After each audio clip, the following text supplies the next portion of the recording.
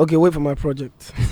We should wait for the next project? Yeah, it's coming. Oh, really? But the last one, I had a song in, like, it was fully gone. Mm-hmm. That's the only song I've actually ever had that had just one language in it. Okay, that's cool. But get for few. She that one was I told her Obi shit. You should go check it out. Obi shit. Yeah. We love it. Welcome to the studios of Joy 99.7. Thank you. Beautiful studio. Oh, thank you very much. I'm seeing myself on 2 screens. I'm sitting in the back, relaxing in, you know. Yeah. Feels nice. Oh, something like a day office. Turn around a bit. There's even a bigger screen behind me. Exactly. Nice. Yeah, I mean, it's Joy 99.7. We try to step it up. Because this is levels still. Yeah, radio is not just about what you're hearing anymore. It's also what you're seeing. So we've got to step up the visuals as well. Looks very good. Yeah, we try to set the pace for the others to follow. They are trying. Yeah, they are trying. I mean, yeah, it is what it is. They are trying. No. Eventually they will catch up. Eventually, yeah. Hopefully everyone, gets like something as solid as this. Only problem is that by the time they will get here, we'll be fired.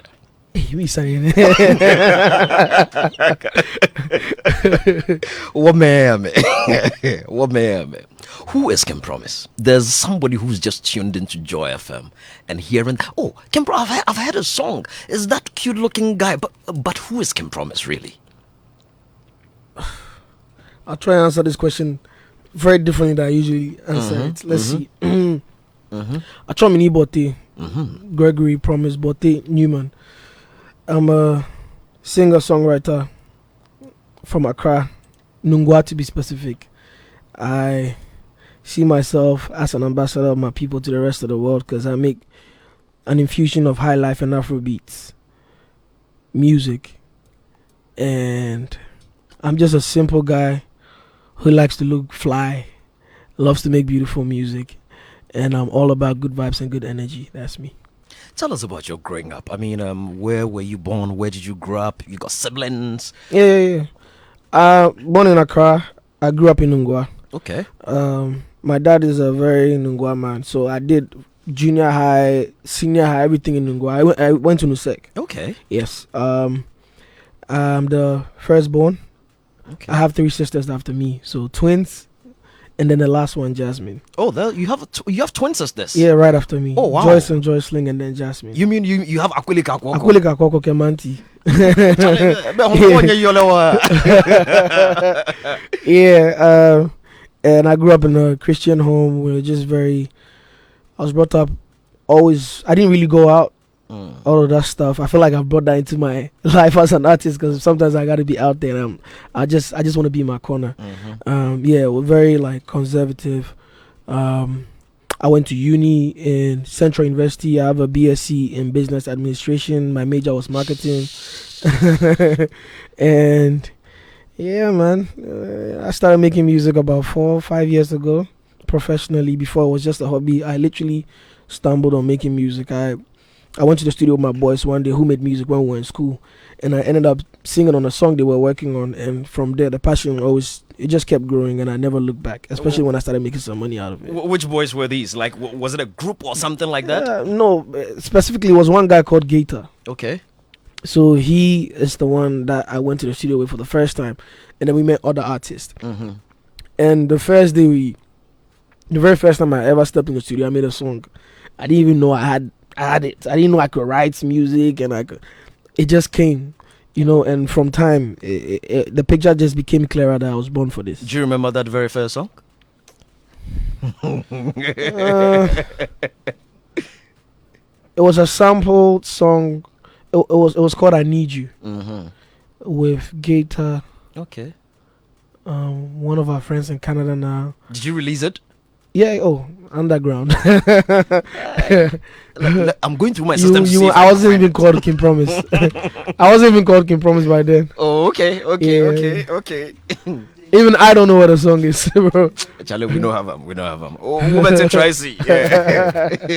I don't think you find it. Yeah, but that was like years ago, probably like 2012, 11. Wow. That's yeah. I was a young kid in school, just following the guys to the studio till I took it serious, in I don't know, something like that. Mm-hmm. Yeah, it's basically 5 years now. Interesting. This is my 5th year. We're still 4 and something, but I call it 5 now. You mentioned you're from a Christian home, typical Nungwa man's Christian home, raising his firstborn, go to school. I mean, from Nungwa secondary, when I hear you speak and all that, the way you express yourself, going to acquire BSc, sound like a very, very intelligent young man academically. How did your parents take it that you wanted to do music? I don't know, but the good thing about my family is they've always been very supportive from when I started. The only thing I can say my dad didn't allow me to pursue was football, because I wanted to be a footballer. What, you play football too? Yeah. Oh, really? What Ronaldo with the city? Which, you mean you're a striker? I did a front there. Which one? Put me anywhere in the front, wings, center.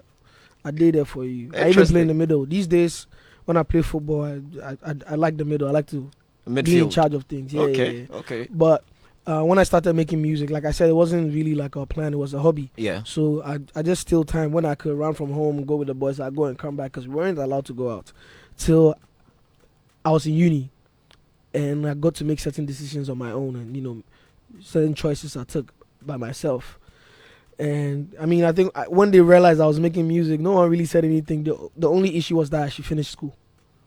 Wow. And I wanted to finish school. I always wanted to, like, I love going to school. I love education. So I was definitely going to finish school. I wasn't going to find music and say, let me stop school. There were times where it was so difficult because I had to go for interviews or go to a show, and then I miss a class or an exam. Do you know what I mean? So those times you think, should I make a defer small, but I did it, Mm-hmm.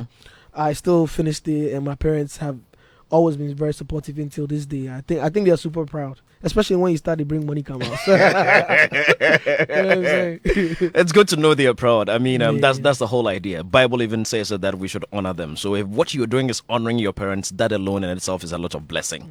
Your siblings, what do they say to their friends? How do they feel about you? My sisters, they are shy. Oh, they are not.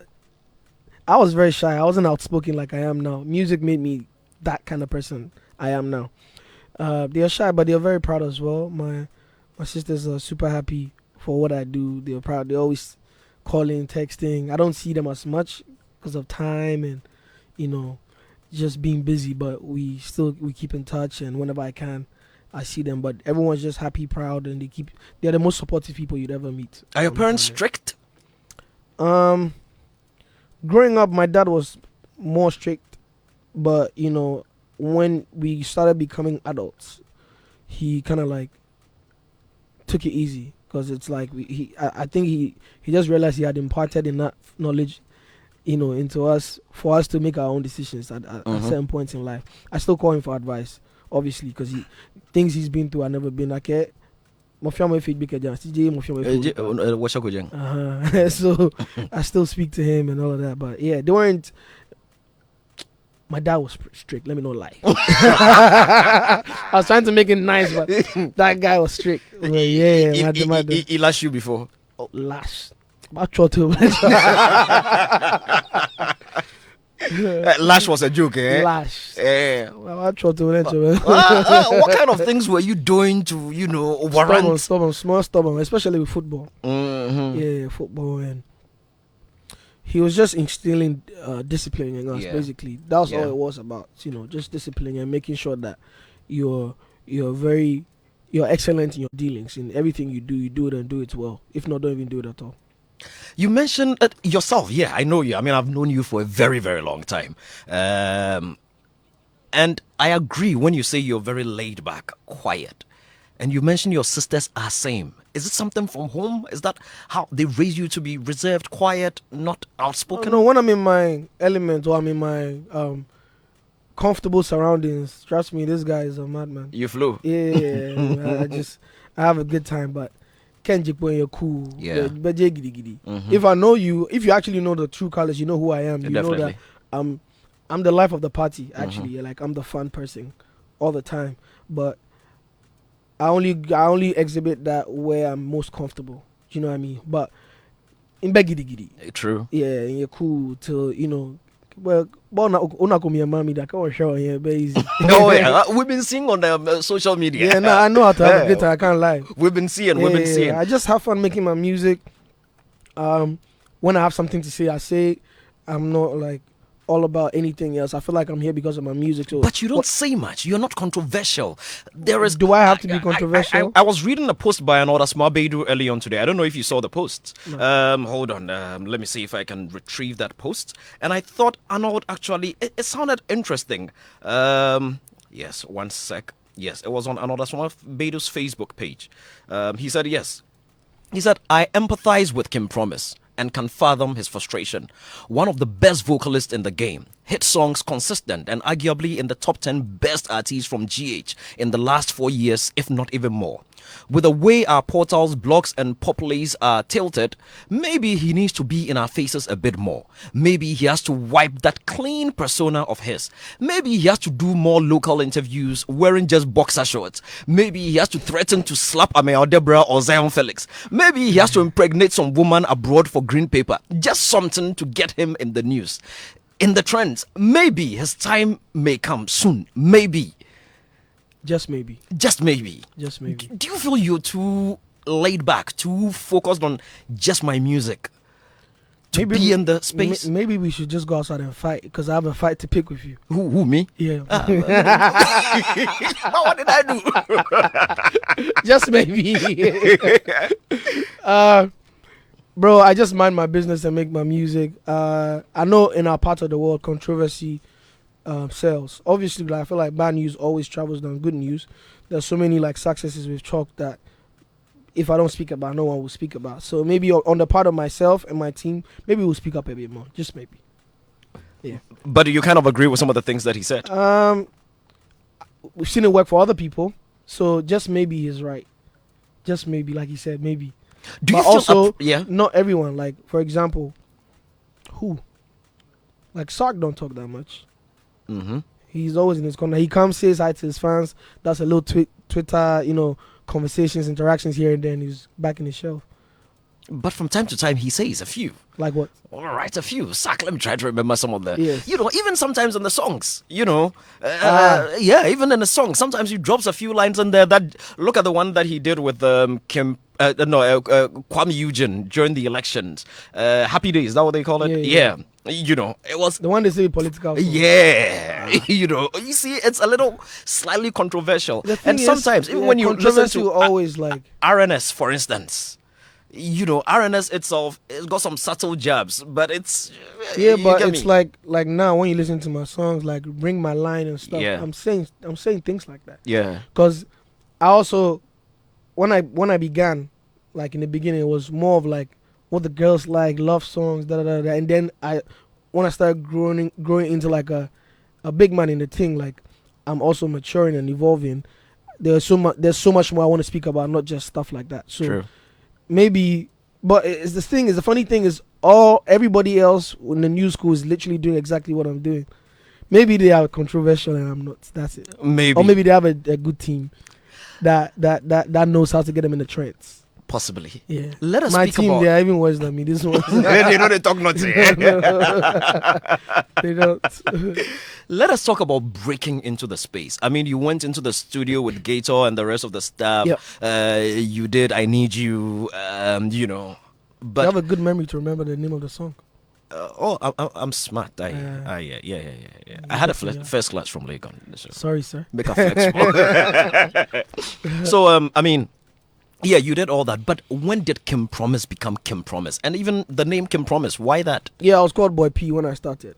Boy P. Boy P. It's good you didn't come with it. Boy P stood for the boy with the promise to give you good music. Boy P party. With time, I think in 2013 the name changed. The boy became King, and it's still the same promise to give you good music. Yeah.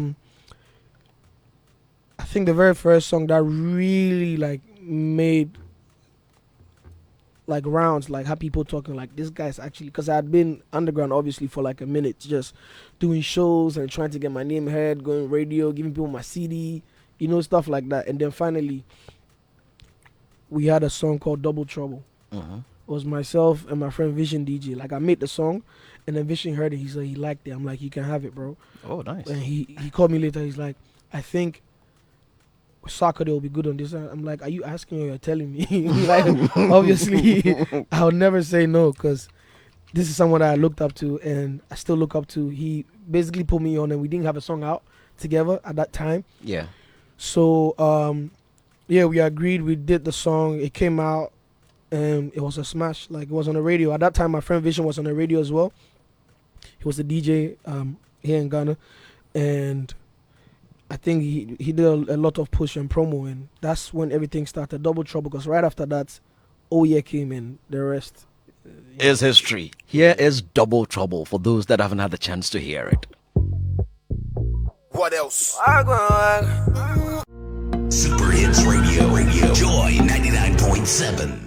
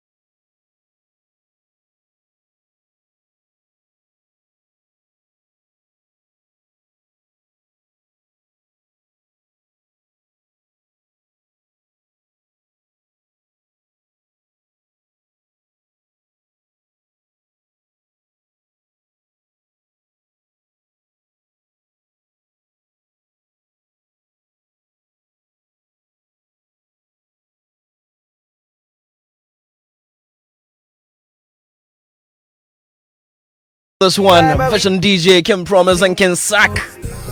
And he's with us in the studios. What inspired the song, Kim Promise?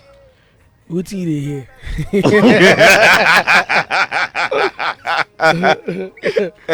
Double Trouble.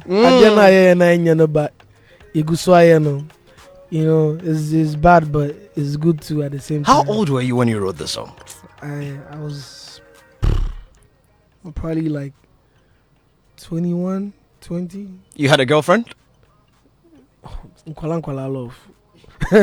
So was that what inspired the song? Bro, just being a bad boy. Just being a naughty young kid, just saying stuff that I'm like, this is sick. Why don't I just speak about it? Just put in the music. I could speak about love, but it didn't have to be the normal thing. It could be something different, and I thought that's something no one speaks about, but everybody does.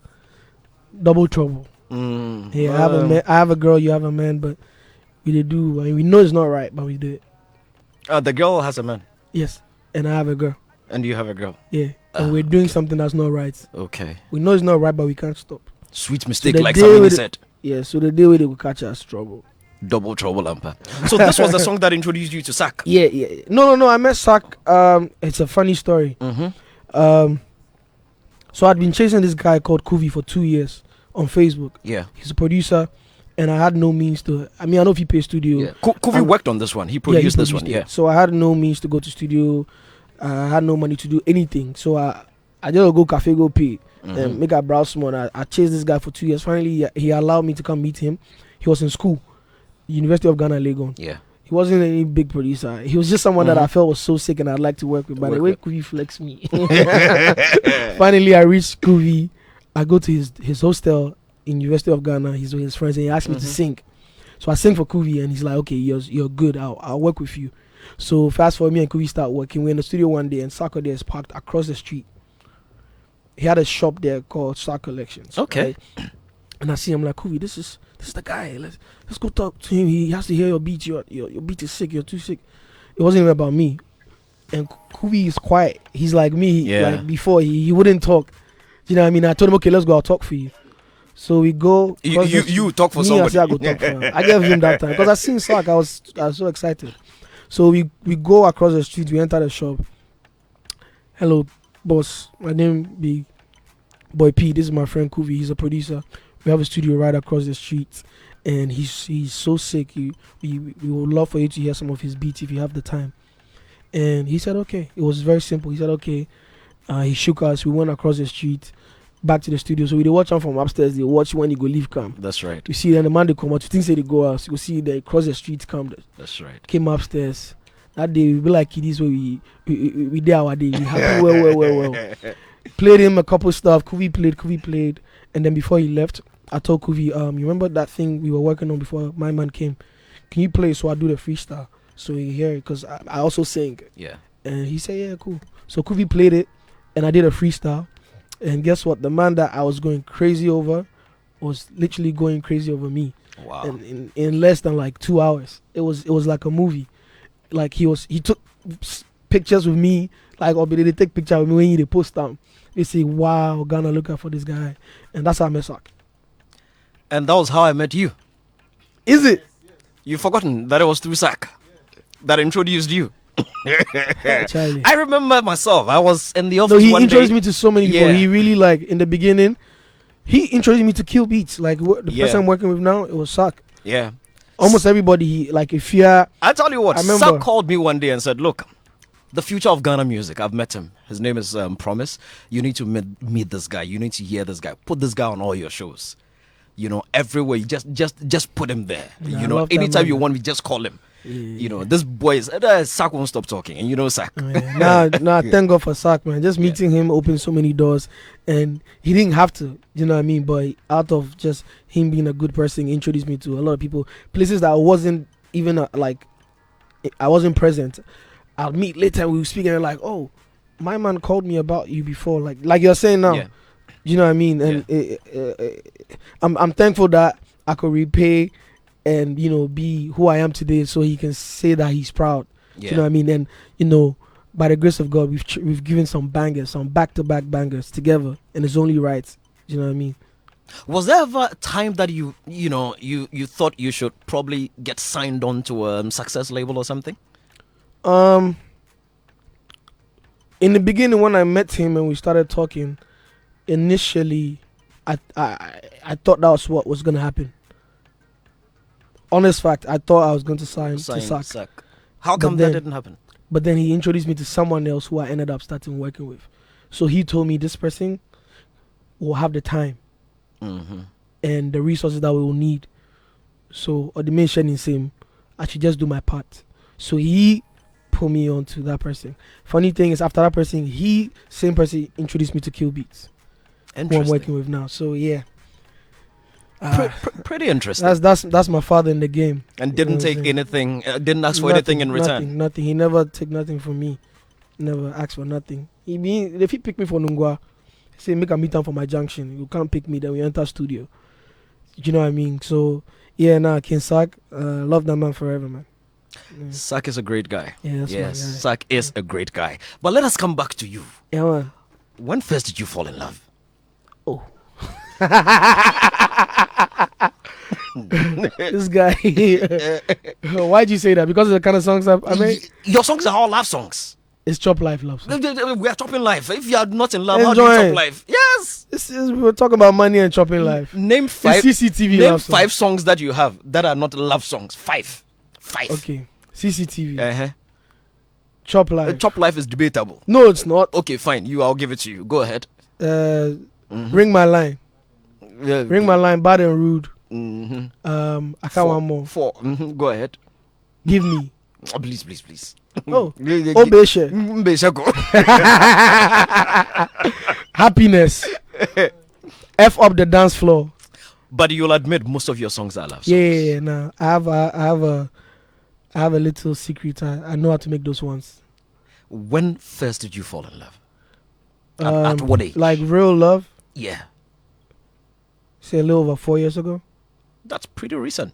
Yeah. The rest of me, I thought be kiddie love. That's what it go. I don't know. I thought I was in love till I met the person I fell in love with. So, who was your first girlfriend? Do you remember her name? Oh, nah. You don't remember the name? Or you don't want to mention? Oh, man, I don't remember. I don't even know where she did by now. so I have no issue. So who is she? I think it was in church. Mm-hmm. It was in church. It was with some girl back in church. I remember very well. Just the name we know they come, but I remember well. Which church was this? Maranatha Power Ministries. Please, if you attended Maranatha Power Ministries in Nungwa with Kim Promise and you know the girl, the WhatsApp line is 055 I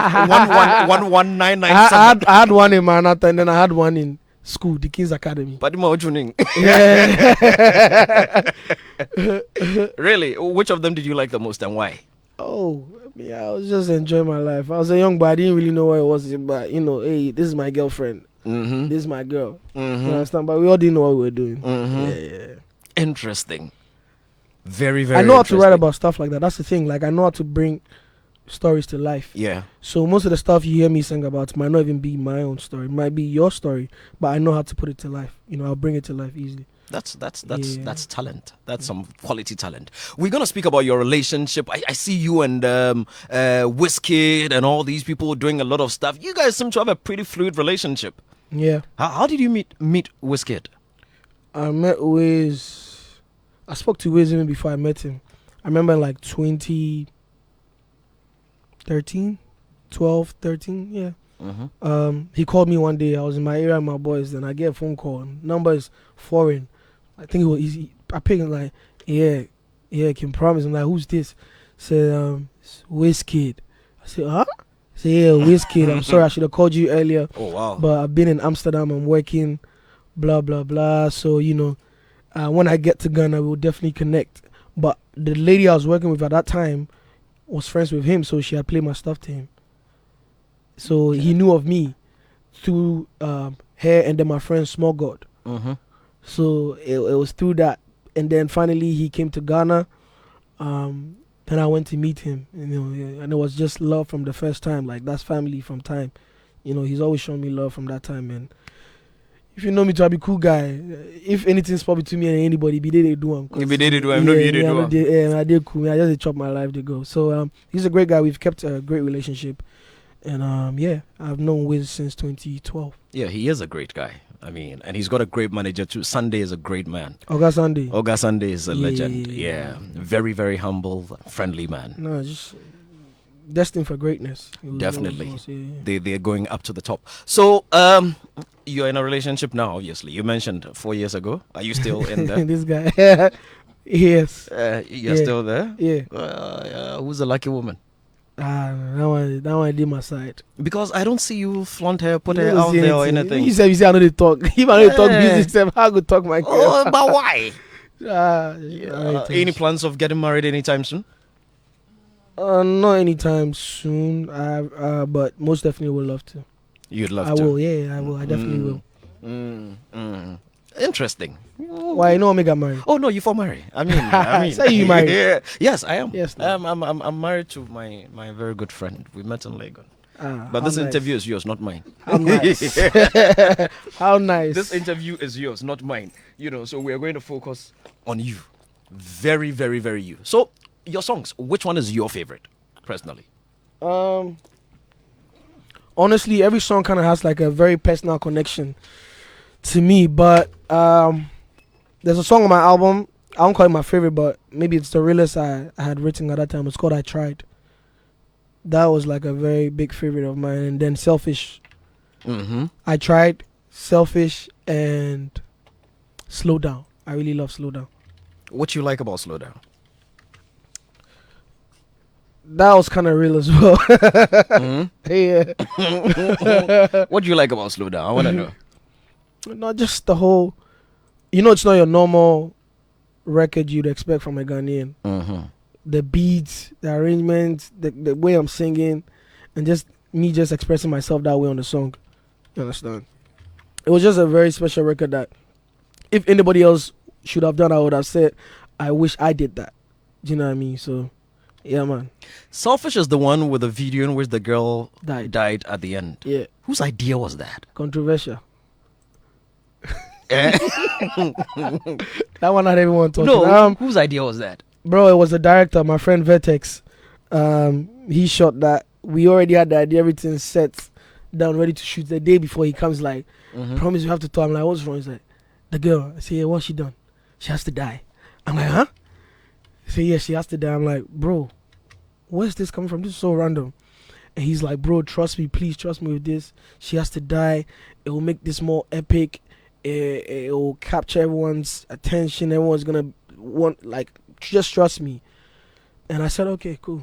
Let her die then. You know what I mean? And guess what? Whatever he said did happen. Everyone just went. It's like it's such a lovely story till she dies, and it was like, oh, get leg boo. Yeah, exactly. Like, and I get so many messages like, why did she have to die? Like till Exactly. today, I get tweets like, I can never get past the fact that Kim Promise had to let that girl die in that video. I'm like, I don't get it myself. It's 20 words. I don't get it myself. 2017, 2018. 2018, get past it. She didn't even die in real life. It's No, just we a- don't care. You had a remix with Simi. Yeah, I did. So you should do a remix of the video and let the girl come back to life. No. She didn't have to. I think it was epic, the fact that she died, because it tells us to value whatever we have to before we lose it, because you never know. That's the whole like moral of the story. Like, yeah, whatever you have, just hold it tight, because nobody knows tomorrow, and it makes a lot of sense. Have you ever lost anyone that was very dear to you? Yeah, I lost an uncle when I was in school. Like that, yeah. Let's go play Selfish. We'll come back.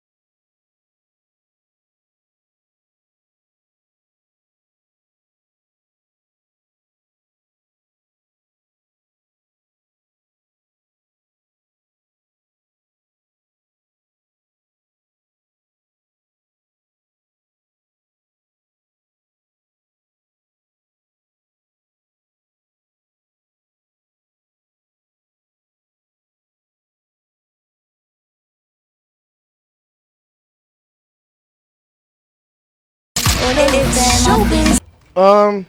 Good vibes. I love her music, and it was super exciting to meet her for the first time. I was in Nigeria. I think we started speaking before I met her. You know, we're talking over the phone, and then finally when we connected, we didn't get to do the song. When I got back to Ghana, she sent it to me. But Wow. she's such a lovely person with an amazing talent that, you know, when the idea came to do a part 2 of Selfish, because I was speaking from a guy's perspective, I needed someone to speak from a girl's perspective as well. So she brought it to life, and it couldn't have been anybody else who would have done better. I would advise try working with her husband too. I've always said that one of Africa's biggest talents Yeah, is Adekunle Gold. We've spoken a couple times. Like, there's actually been records. It just hasn't happened yet. Yeah, But that's my guy. So yeah. I love Adekunle Gold, and I think Adekunle, he's flying right now. he should. He needs to be higher than he is. He's flying. Adekunle has so much talent, so much talent that I think the world got to experience him on a different level. Yeah, that's Simi's husband. And here is another remix that when I heard Kim Promise on, I instantly fell in love with the song all over again. I love this one.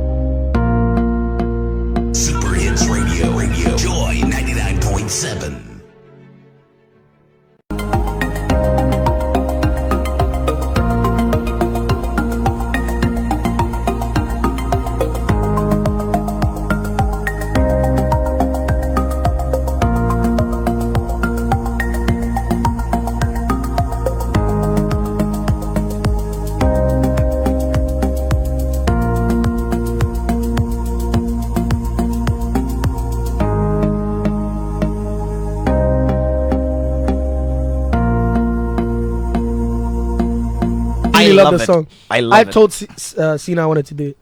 Oh, okay. I reached out to her. I told her you this reached is out so- to okay, Sina. Like a gun song, so sick. I told her like, yo, your song is so sick. We should do a remix. And then she came. Yeah. And when she came, it was very quick and simple. I mean, when I heard it, I just started picturing it. It was out of nowhere. Very, very guy, innit? Very, very good. Very, very good.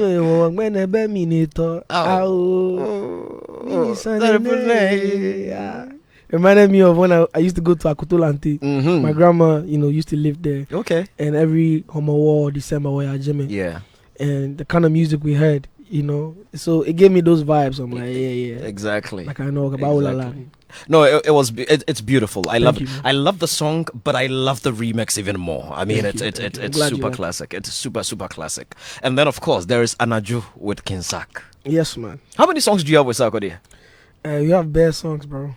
OAP out. Every song we've dropped has been a banger. Super banger. From Double Trouble, Mhm. CCTV, Mhm. Anajo, Mhm. Can't Let You Go. Mhm.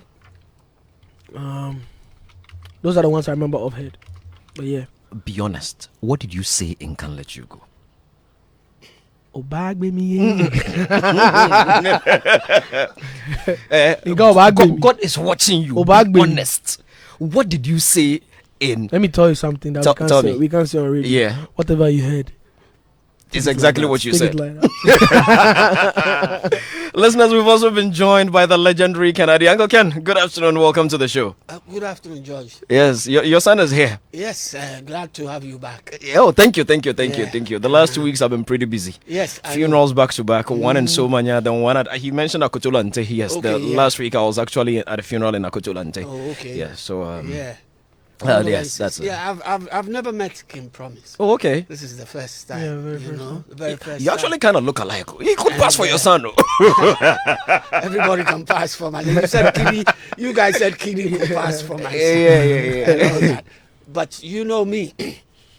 Anybody that has melody in their tunes Yeah. is my person, and he does have lots and lots of melody in all his songs. Thank you. You know, so obviously he's somebody I like very, very much. You know, First time meeting you as well. Yeah. My pleasure. yeah. Oh, Uncle Ken is a legend. He's a legend. In his heydays when he was smooching and doing things. Yeah. My man says smooching. Lenja gets more. Greetings. Kim Promise's twin sisters are impeccable singers as well. I happen to be at the same church with them. They are the laid back type, but when they hold the mic, they are not laid back. Keep your music. It is speaking for you. Your time is coming. From this UGYNGH Nungwa. I can't mention it. UGYNGH inside Nungwa. Send that one. Somebody will send the name of the girl very soon. You wait and see. Oh yeah, this one says, good evening. I remember Boy P, aka Kim Promise, was introduced to the world with his song Thankful featuring Fuse ODG. That's how I first got to know about him. You could feel he was a big star by then, just by that track. Mark from Ashomman sent that one in. Okay, you worked with Fuse as well. Yeah. Oh, okay. Around the same time, I did Double Trouble. Mm-hmm. Yeah, thank God. Killbeatz made that one happen. Mm-hmm. Yeah. Okay, this one says, it is the normal GQ, but in this hard Ghana now, someone would say it's God's blessings upon him. Go to church and give. Oh, okay, I think Igbini Dugbeda is referring to the taxi driver who returned some money. And what do you make of that situation? You heard about it? Yeah. What do you make of it? I think it was that might be good Samaritan, of course, for this Accra hot like this. For people to do that one a movie. But yeah, that's how it's supposed to be, honestly. Yeah. Exactly. So it's actually very like refreshing to see that people have good hearts and they look to help people. Or imagine if he didn't take the money back, she probably would have been suffering, crying, because 8,000 Ghana for this Accra, no easy. For, It'll be easy. The average person. So shouts to him. I think everything that's happening to him, he deserves. Like, it's the blessings from God. Cause it is. He was a blessing to someone. It is. Good afternoon, George Quinn. Welcome back to the show. Kwame from Spentex sent that one in, and I'm still waiting for the girl's name. If you attended school or church with Kim Promise, what's the name of the church again? Maranatha. Oh, George. Oh, Uncle George. Maranatha. 055-111-1997. The girl Kim Promise used to, hobnob with. Please, I want the girl's name. This one says, Akwaba George. What the driver did requires some applause and recognition, because in these hard times, someone would make the assertion it's God's blessings that he found it and wouldn't bother to return the cash. If our political leaders had a pinch of this integrity, Ghana would have streets made of gold.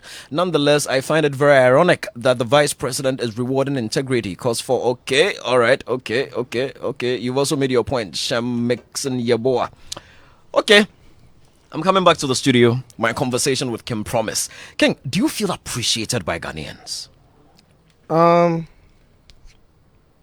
Yeah. For the fact that from when I jump on the scene, it's always been love from the people. Like, my album went #1, most streamed Ghanaian album of all time. I have my festival called Promised Land every December, sold out. Like, they actually show out and show up for me. Do you know what I mean? So, with the appreciation, I feel like, because Kelala Humba, they make it a hit, because it's not just me. I need the fans to actually play the music, share it, support, for it to get to the level that it gets to, for it to be a smash. Do you know what I mean? So, obviously, I can say that there's the love, and yeah, man. Maybe sometimes you feel like, maybe this or that didn't go your way, but I feel like every artist will feel that way if things don't go their way. But do you feel they abandon you when it comes to like honest moments, like maybe when it comes to awards and stuff? I don't know if the fans abandon you. I don't know if it's just the fans or it's the organizers, actual people in charge. Yeah. You know what I mean? And maybe because I haven't like made it a thing where I act as if I live for awards, because I don't. I make music for the people, and that's the most important thing to me. But it doesn't mean that if you get rewarded or your works are acknowledged, it won't motivate you. It won't motivate you to push harder. Of course, who wouldn't love that? Do you know what I mean? Like, I've done a couple of interviews because I have my new single out, which I'm pushing. Everybody asked about the awards. I'm like, of course, I'm disappointed that it didn't go that way, because then it gets to a point where you're like, what's really the issue? Do you know what I mean? And because I have no issue with anybody. If there's an issue, I'm not scared to solve issues. Do you know what I mean? Yeah. You mentioned the new one that you're pushing. What's it called? It's called Ginger. Mm-hmm. Yeah. White ginger. This is like with the ginger ourselves they go. Ginger, no, kakachufa. Kakachufa. Whichever way you go, ginger yourself. Basically, I'm saying in the song that someone says she says she's not gonna love again because it messes her up. But I'm telling you, I got you. Like reassurance, making you know, say, I go there for you, basically. Anything you want, I go do them. I'll make sure say you do fine. And I won't make you ginger me. Forgive me the ginger, make I give you ginger too. Can promise and love songs. Yeah, man. When can watching your antidote. So you did one gospel CCTV. Do you call it a gospel song? More like music for the streets. Motivation for my people. Say, regardless how hard it gets, it can definitely get better. Like, you have to just keep pushing, because from my personal experience, like where I come from, I'm not supposed to be here today. Do you know what I mean? I just believed. That's why I put it on my body. Yeah. I believe, and I just kept working hard, and by the grace of God, look at where we are now. We did sell out crazy things in Obimanso where I've never lived before. I don't know any uncle or auntie for there. I don't have nobody for there. But by the grace of God, just because of the hard work we put in. So if I could do it, you can do it. Me Janungwa, me Fe Nibikume, me Fio Elike, the Keke. If I can do it, you can do it. That's what CCTV is. Let's come back to Ginger. What inspired it, really? Honestly, the person who came up with the idea is my friend Guilty Beats. Okay. So I was in the studio with Guilty and J5. He produced it. We were in DJ Breezy's studio, and J5 played the guitar, and I was like, this is sick. So I was going to sing about something, and Guilty said, why not sing about something like this? I said, oh, I like it. Definitely, I could do that. And I tried it, and it just sounded so good. I did the ginger part later. There was no ginger in it, but basically after listening to it over and over again, I'm like, there's a missing element, and that's where the ginger came in. We're going to do something. At this moment, you are me. You are the presenter. I want you to introduce Ginger to all your fans and listeners and everybody out there before I drop the song. So, over to you, radio presenter Promise. What's up, ladies and gentlemen? Your boy King Promise here. No. Please, on radio, we say listeners.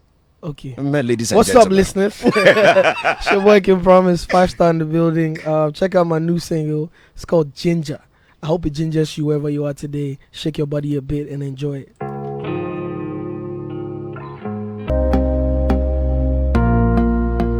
Super Hits Radio. Joy 99.7.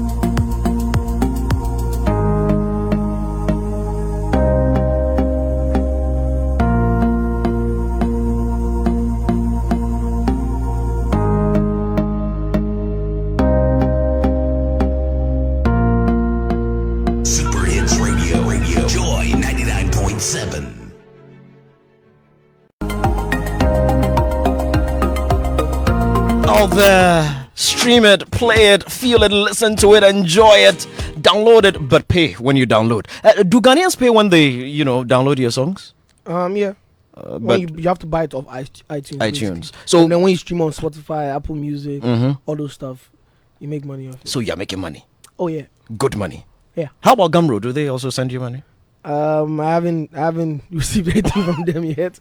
Oh, never. Never. You joking? Never. I think they reached out recently though. Whaps. They reached out recently. Yeah. They brought money.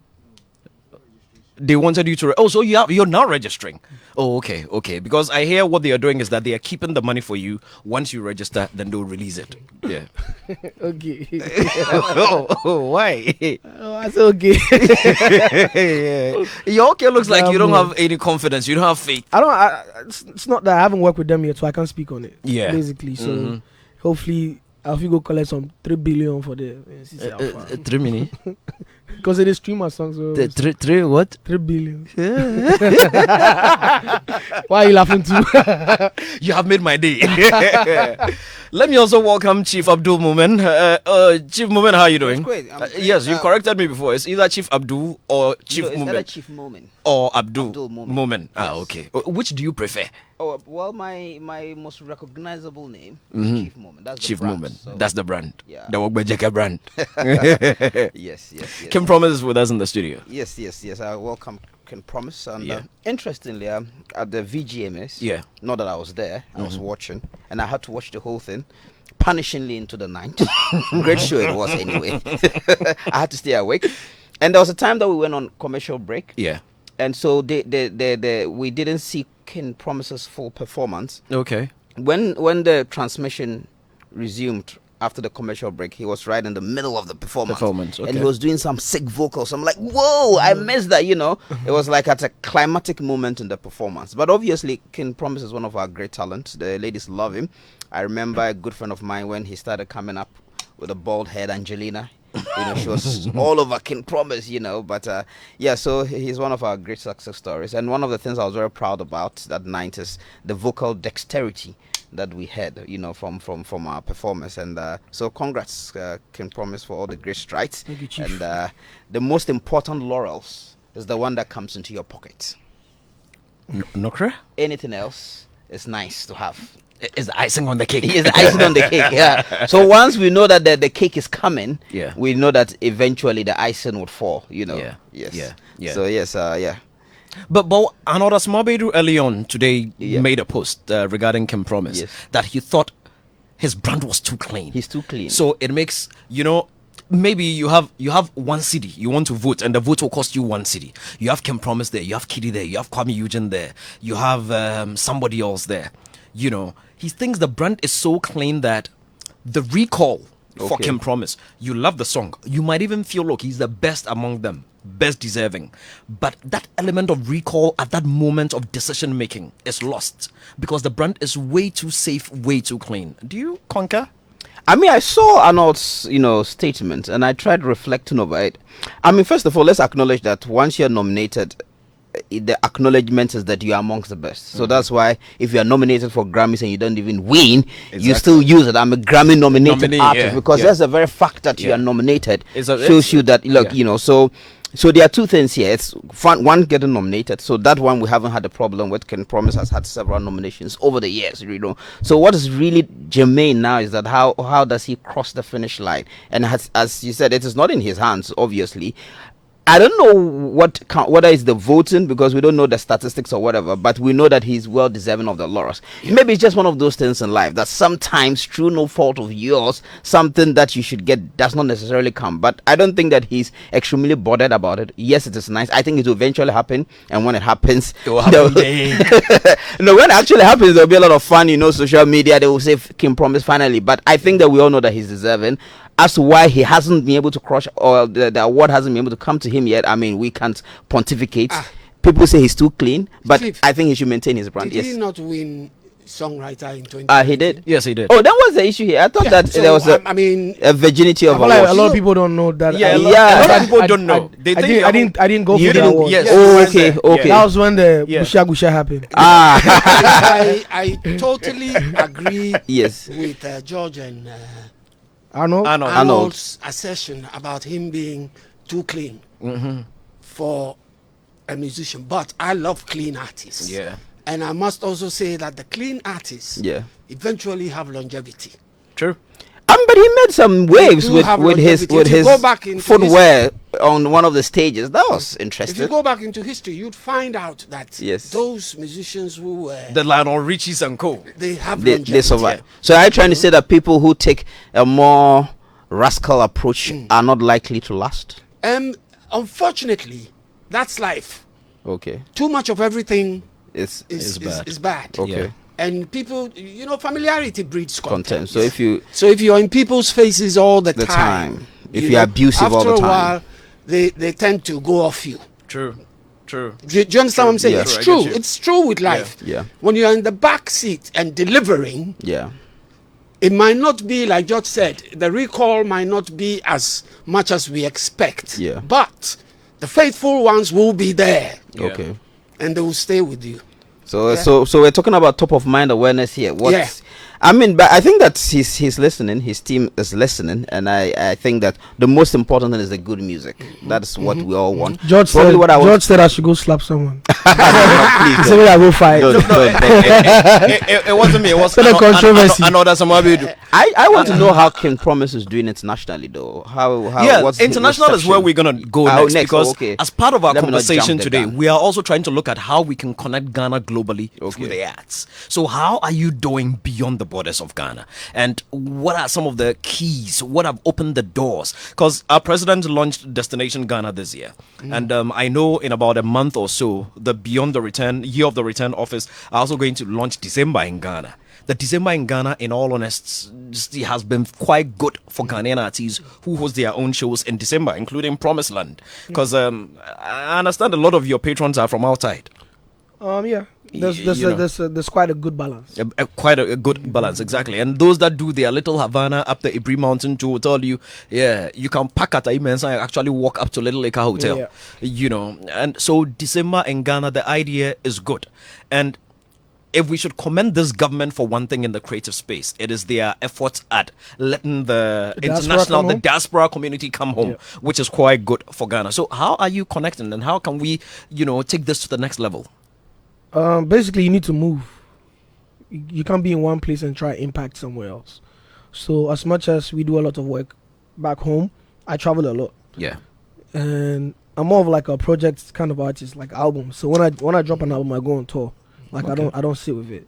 You see me doing a world tour. Like I was on a world tour when COVID hit, and I had to come back. Yeah. That's how I even ended up working on this new project that I'm about to drop. But basically, I'm on the radio, I'm on the TV with the DSPs. We're in communication.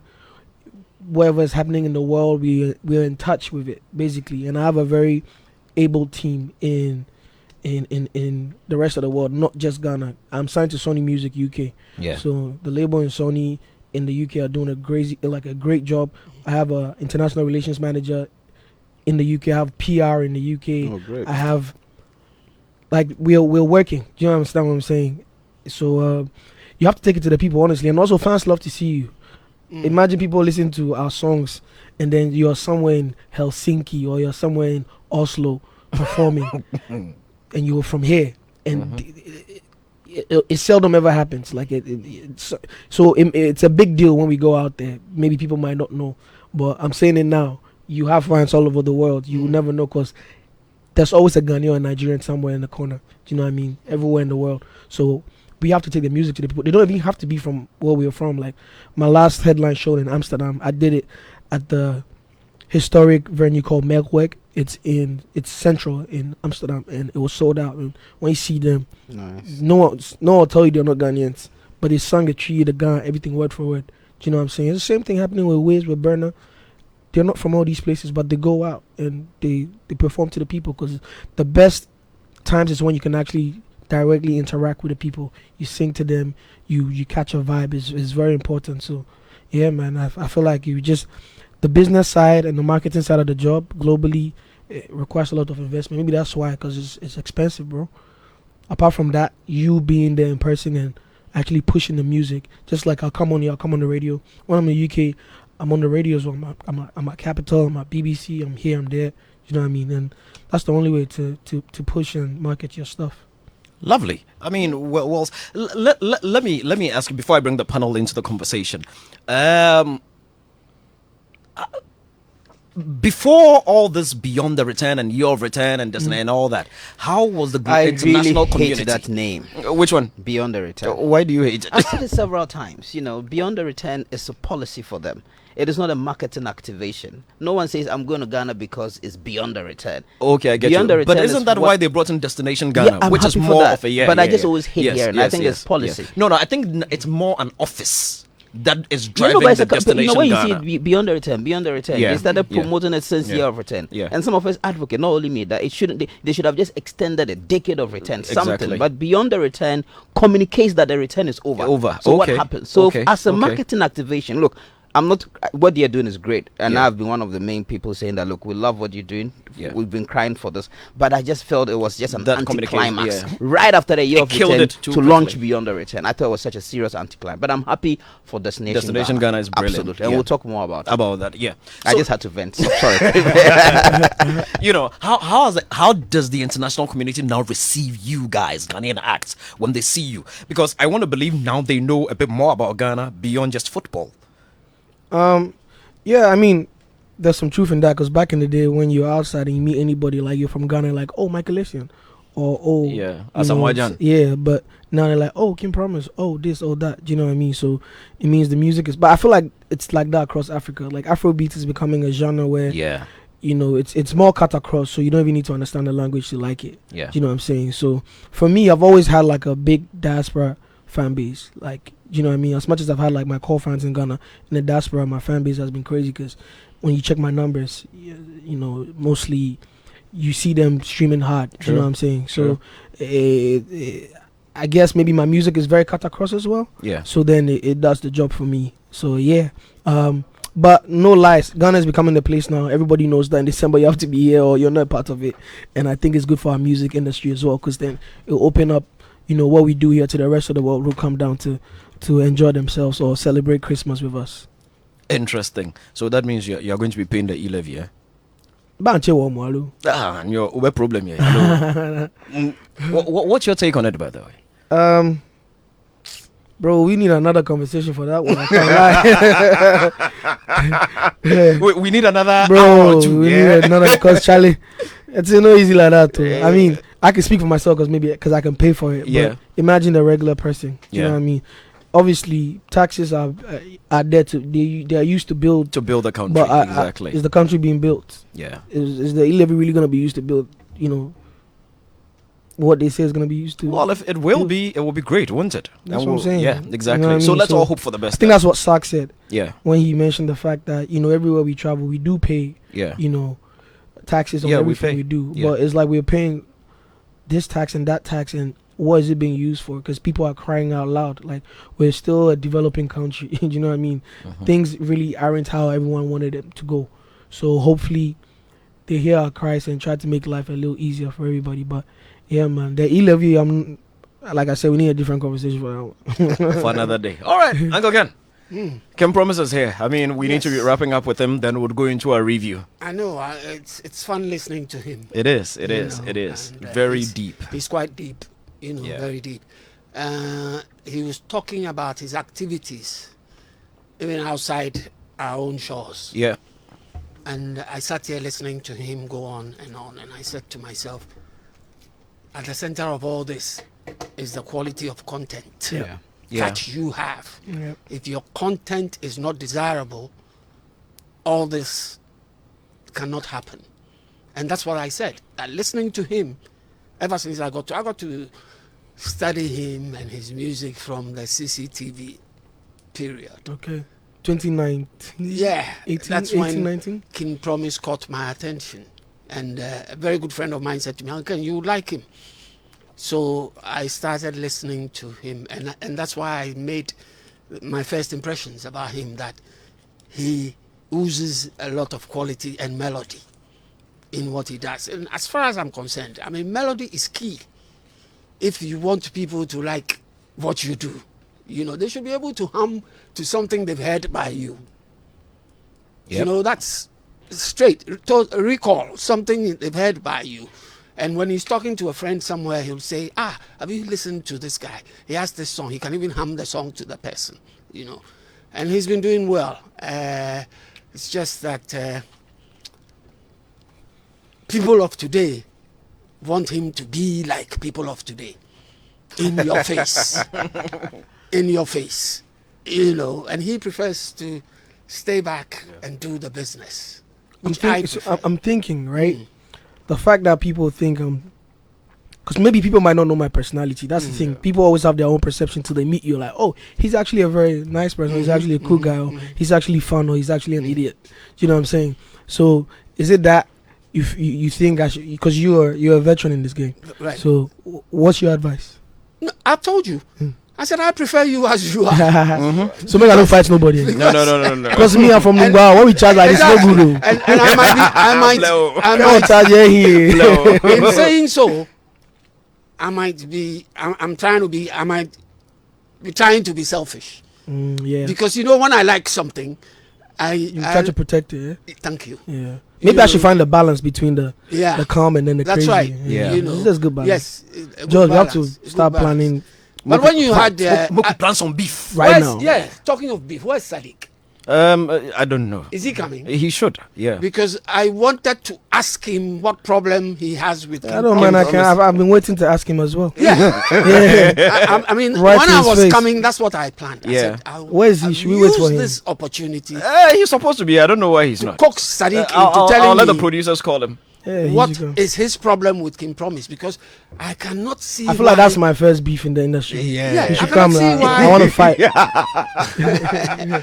I've been looking for that guy. Honestly. Beef potential. Honestly, No, I actually been but he's gone on the internet to tarnish my reputation for no reason. So I'm like, yeah, I want to see him though. Yeah, I don't I mind. thought you had resolved it. No, we haven't. I haven't met him. I haven't spoken to him. You haven't I spoken. have nothing against the guy. So that's why I want to see him and ask him like, what's your issue? Do you know what I mean? And even if anything, you know me. Like you've known me from when I started my career. So you know what I'm saying? Where's Sadiq? I need to Bring him, call me bring him. Sadiq. Call Sadiq. We are waiting Bring for him. Sadiq. We're Yeah? waiting because Is he that's, coming? that's Okay. what I had in mind to find. Oh, so the he's root here. cause. George, he's supposed to be Oje here. Buffy, you know. Oh, that Dabi. means Yeah, sure. You see, he doesn't even know. He hasn't raised it. Yeah. Oh, I can be Kobo here. No, and actually, He hasn't raised it. okay. because he Let me hasn't- tell you how I like. Uncle Ken knows.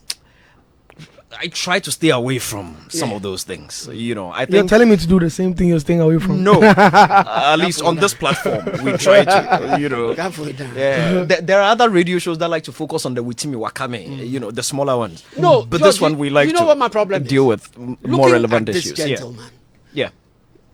he's so. I don't know the right word to use for his disposition. That I see. He looks like a calm. He's cool, composed. Yeah. collected, composed gentleman. That's the word. Thank Yeah. you. That's the word. Composed gentleman. And Sadiq, that I know, I do not see how he can have an issue with such a person. But Uncle I've Ken, been isn't trying that a to bit? think. And I I mean- don't know. I haven't had the chance to ask Sadiq. Yes, but Uncle Ken, let me just come in briefly. I'm saying that a person's level of, composure does not determine, you can be the most calm person in the world, but you can have the greatest of conflict. So it's not Oh, only yes. seemingly, I agree with yes, you. So I agree with you. But I'm But- looking at. you're saying that maybe his understanding. If I was who he's painted me to be in the media, I probably should have like so many fights. I probably will be the guy that he wants me to be. If I was the person that Sadiq says I am in the internet, says I abused him. But let and me quickly ask, what happened really? Where is he? You should come. No, I'm sure he's listening. He's on his way here. What happened? But for Bro. those who don't know, it's good to have some context because Yes, that's what I'm asking. flying Okay, yeah, the context is that. Okay, so yeah, go ahead. he Kim. went on the internet and he said he painted a picture, right? Okay, let me tell you what happened. Yes. Yeah. Basically, I've known Sadiq before I blew up. Like even before I knew my management right now. We have our okay. own personal relationship. Okay. You understand what I'm saying? That's why when everything happened, I was very shocked. I'm like, I'll wait to see this guy before I speak on it. You try to book me for a show, you're doing a festival, right? And my management obviously go back and forth with you. That's the amount. You say you can't pay the amount. And they say, okay, they tell me, I'm like, guys, try and make it work because this is my guy. Like I've known him for a while. Let's try and make sure that whatever, let's find compromise. You know what I mean? And they said, okay. But then they came back and they're like, oh, he's not budging. He's standing on that, blah, blah, blah. And you know I'm in the industry, so I know how things go Things and work, you know, all that stuff. So I said, okay, guys, if that's the case, maybe this time they didn't work. It can work next time. Do you know what I mean? But it's business. We always try to make things happen. Sometimes they don't for all of us in life. So they said, okay. So they went back to him. But before they go back, he had my face on billboards. Like they had slapped my face on billboards doing promo already when we hadn't agreed on a Agreed on fee. the fee, yeah. Okay. And I hadn't taken no money from the guy. Do you know what I mean? I think Killbeatz called him when he saw, because when I saw it, I called like, what did we close this deal? And they said no. I'm like, but I'm just seeing tags on my Instagram. I'm seeing billboards in town. How's this happening? Because I don't want my fans to think that I am going here and When they you're get not there, gonna it's be like there. I'm telling them something Yeah. I'm not doing. Yeah. I tried to keep it as real as possible. Yeah. Do you know what I'm saying? And because of things we've endured in the past, Like, I don't like those things to happen to me again. You know what I'm saying? So I told him, like, bro, you guys need to fix this. So I think Killbeatz called him, the relationship he has with him. Yeah. Has nothing to do with me. And they had their conversation. I don't know how it ended. Yeah. But when Killbeatz came back, he said, Sadiq said, this guy gave him confirmation. And I asked this guy, did you give? This guy just said, Sadiq said, that guy. I'm like, what you guys, what's this job? So I mean, what you're saying is that Sadiq said somebody from your team gave confirmation. Yes, and the that person show just was gonna said, happen. and I had the person call him in front of me. Okay. And I heard when he said, that guy also gave, because he said Erasmus gave him mentioned somebody, confirmation. okay. And then when I asked him Erasmus, he said Killbeatz said Gave he could go ahead. confirmation, okay. So I'm like, what are you guys doing? So Killer called angrily because he felt like his name was being lied on. Exactly. And he said, bro, what's the, like, you're doing this, please take his thing Just down. take it down. And they had their own thing and then they left it. So I wake up the next day, I hear so many stuff and it's on the internet. Say he banned me for 3 music. He do this, he do that. My team did this and me, I've harassed, I've abused him. Then I'm like, bro, I never even spoke to you. We've had no conversation. You've never texted me. But like I said, I actually know you, bro. If anything, you can literally just say, my boy, what's happening? Please, you know what? Let's really just try and make this one happen later. Or you is cool.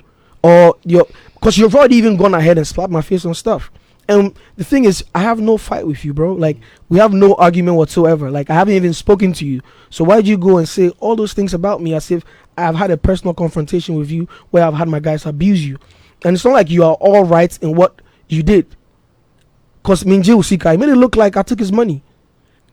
He said, as for Kim Promise, him and those his people, that's why don't go for it, because these folks talk about the industry has done this industry and then they are doing this just because we didn't reach an agreement.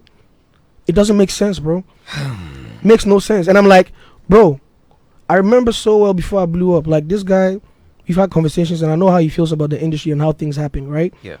And now you're in the position to make things better and you're doing the same thing you used to complain about. You're becoming the same devil you used to speak about. Like, why are you doing that? You know what I'm saying? Plus, like, I know you, bro.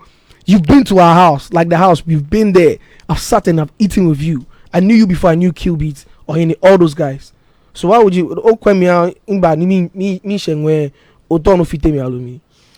Let's hear his version as well. Then we'll see if we can close this amicably, because for us, we are not big people. Yeah. Alaji. Hello, yeah, George. Where is he? Uncle Ken says, where you did? Charlie, so sorry. One of my young people in the Fadama lost their life in an accident this morning. So we're involved in the burial. He's also the treasurer of my party in the constituency. So I've got to be there. Oh, deepest condolence to him, to you all, to the family, to everybody. But I'm sure you've been listening to the show. I just, whilst on phone, I heard the last final part of it. Okay. We're having a conversation with Kim Promise, and we know very well during the 3 music time, Uncle Ken actually drew our attention to it.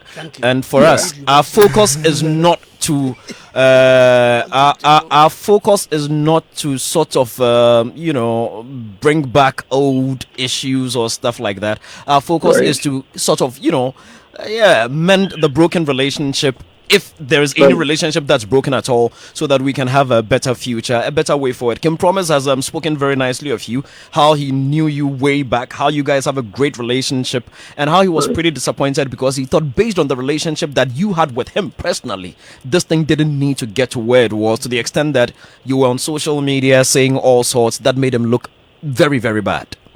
Right. So give us the background. What's your take as well? What actually did happen? Well, Promise is right. I think somebody sent me a video yesterday regarding the fact that I've known him and I've always stood for his interest and sought for him in the industry for a long time now. Now, my emotional outburst was born out of a number of things. So Kim Promise's team have had to, on different times, disrespect me unfairly. There was a first instance when Kim Promise won an award and was supposed to deliver to him. Also disrespect from his team, Mohini and Killbeatz. There was a particular year when he lost out, I think, on Male Vocal Artist of the Year to Kiddy. Killbeatz called directly as well to disrespect me. It was very bad. Now, beyond that as well, sometimes I'll reach out to them and just explain to them how things work and all of those things. And it's those seek your interest. Because even quite apart from the insult Killbeatz or the assault the attack he gave on me the second time, I still was involved in a particular project that he and Killbeatz was involved in. Most importantly, they were doing an industry event where a lot more industry people didn't want to attend because they didn't have relationships with them. I was neck deep in it trying to help them organize. It was a twist. Mark Okokomante will bear me with him. He didn't really want to come. So we jumped in and did all of that. Now, on Wildaland, what happened? We reached out and wanted to book King Promise. They had initially indicated the figures that they wanted to charge.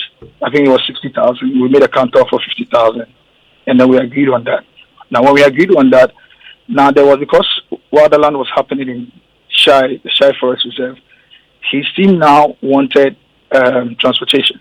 So initially, we were making the case that since it was happening in Accra, they needed to manage our transportation just like everybody else, you know. And so, but eventually, we yielded to that request, and I said, okay, well, I was going to make one V8 car available for them. And then his team said no. They didn't like the V8, only the V8. They wanted about 3 V8s. So I asked, what and what was it? They said, oh, they had a security team and a number of people that were going to come with them and all of those. So there was a stalemate regarding that. So I remember even when we were ready with our part payments, signed the checks and everything, I called them and said, guys, can we proceed on this particular part? The transportation part, we can always sort it out so we'll break comms. There was a stalemate. So I went ahead to break the comms for the first lineup. King Promise was not part of it. Now, R2B's manager had come to my office, Ike and Erasmus. Now, when he came to my office, I was complaining bitterly to them about the fact that, look, Promise is somebody that I've always sought for. Promise is somebody I've always sought to enable. And nobody can deny that fact. And even aside of the fact that he's never enabled me back, often when I call them for something, I do not ask for favors. I call and I will negotiate very well. But I'm surprised that an issue of transportation and all of those things should actually prevent us from making communication and proceeding with this. So I think Ike went to Killbeatz and then complained to Killbeatz about it and everything. And so they were together. Ike called me. Killbeatz spoke to me directly and said, oh, Chief, don't be angry. We recognize our relationship and everything and stuff like that. So you go ahead. I said, go ahead to do it. He says, oh, no, don't worry. Just go ahead to break comms. We have a relationship. We can always sort out the issues after. So I said, okay, cool. Now, a day after, a member of their team had indicated to me that, Chief, Erasmus, he says, whatever it is, please, you just please sign it off with these guys. And I said, but Killbeatz is the main guy that everybody says they needed to go back to. So if Killbeatz has called me to say I should go ahead, I will just go ahead. Don't worry. So we went ahead with the second lineup. In this case, Promise was part of it. Now, when we went ahead with the second lineup, I got a call. I was in a meeting. Various different teams and everything. Again, Killbeatz again. Attack, insult, and everything. And then I reacted. I told Killbeatz, look, I'm not going to take this disrespect from you. This is the upteenth time you're having to disrespect me over some of these things. If you never ask me to go ahead, I will never go ahead. Checking with anybody in the industry. I'm not that reckless. I will not go ahead if you can ask anybody. Typical Sadiq will never go ahead if you didn't tell me to go ahead with that. So I was really pissed. For almost 4 hours, all of us were on phone. Erasmus would call, Ike would call. Everybody was trying to tell me I should come down. Killbeatz is like that and all of those. I was like, no, I won't take this. This is the third time Killbeatz is having to disrespect me without me actually reacting to it. But this is the point. This is a breaking point for me. I'm off everything. You guys know how passionate I am about King Promise. You guys know how out of my way, even without saying it to you, what exactly we've done, things we'll do to enable King Promise. But if this particular thing is not valued enough and Killbeatz, after you've told me to go ahead with this, will call me to disrespect me, I'm sorry. I'm off everything King Promise. That's it. I'll stay in my corner because obviously if an artist and their team continue to show that you are not valued and at the least then they will disrespect you and everything. And in this particular case, it wasn't my fault. Killbeatz, and I'm mentioning the name, he's alive. He especially called me. Yeah, my two witnesses is Ike and Erasmus on their phone and said, Sadiq, go ahead. Why would I go ahead and put King Promise his image out there? And King Promise, this thing that you're saying, you said the same thing on radio that you spoke to this, you spoke to that. Killbeatz is alive. Ask him, didn't he ever say to me on Ike's phone that go ahead and still start your publicity and then we can complete the other part of it? So we went ahead. All right, so Sadiq, Sadiq, hold on. In fact, when Killbeatz called me, now let me just line up. Yes, yeah. When Killbeatz called me and he was going, oh, no. I said, Killbeatz, relax. calm down. Whatever issue there is, we can solve. He says, no. He went on and on and on and on and on. So what I did was to just react and register my displeasure to them. And then obviously on radio, when the issues are broken out, I clarify the issue and all of that. But be it as it may, even after that, last week, you can ask King Promise's team. I was on their case for why they are wasting the young man's talent. Actually, Rasmus, Angel is my witness. I told them, look, the guy has released a fantastic song with Ginger, and I don't want them to sleep on it. They know, regardless of my emotional effusions about how I feel, they know truly how I feel about King Promise. He's not somebody I would sit for them to actually maybe sleep on. And I told them, like, guys, you guys shouldn't sleep on this guy. You sleep on that song, but this song, Ginger, you shouldn't sleep on it. You shouldn't do a couple of them and go and sleep.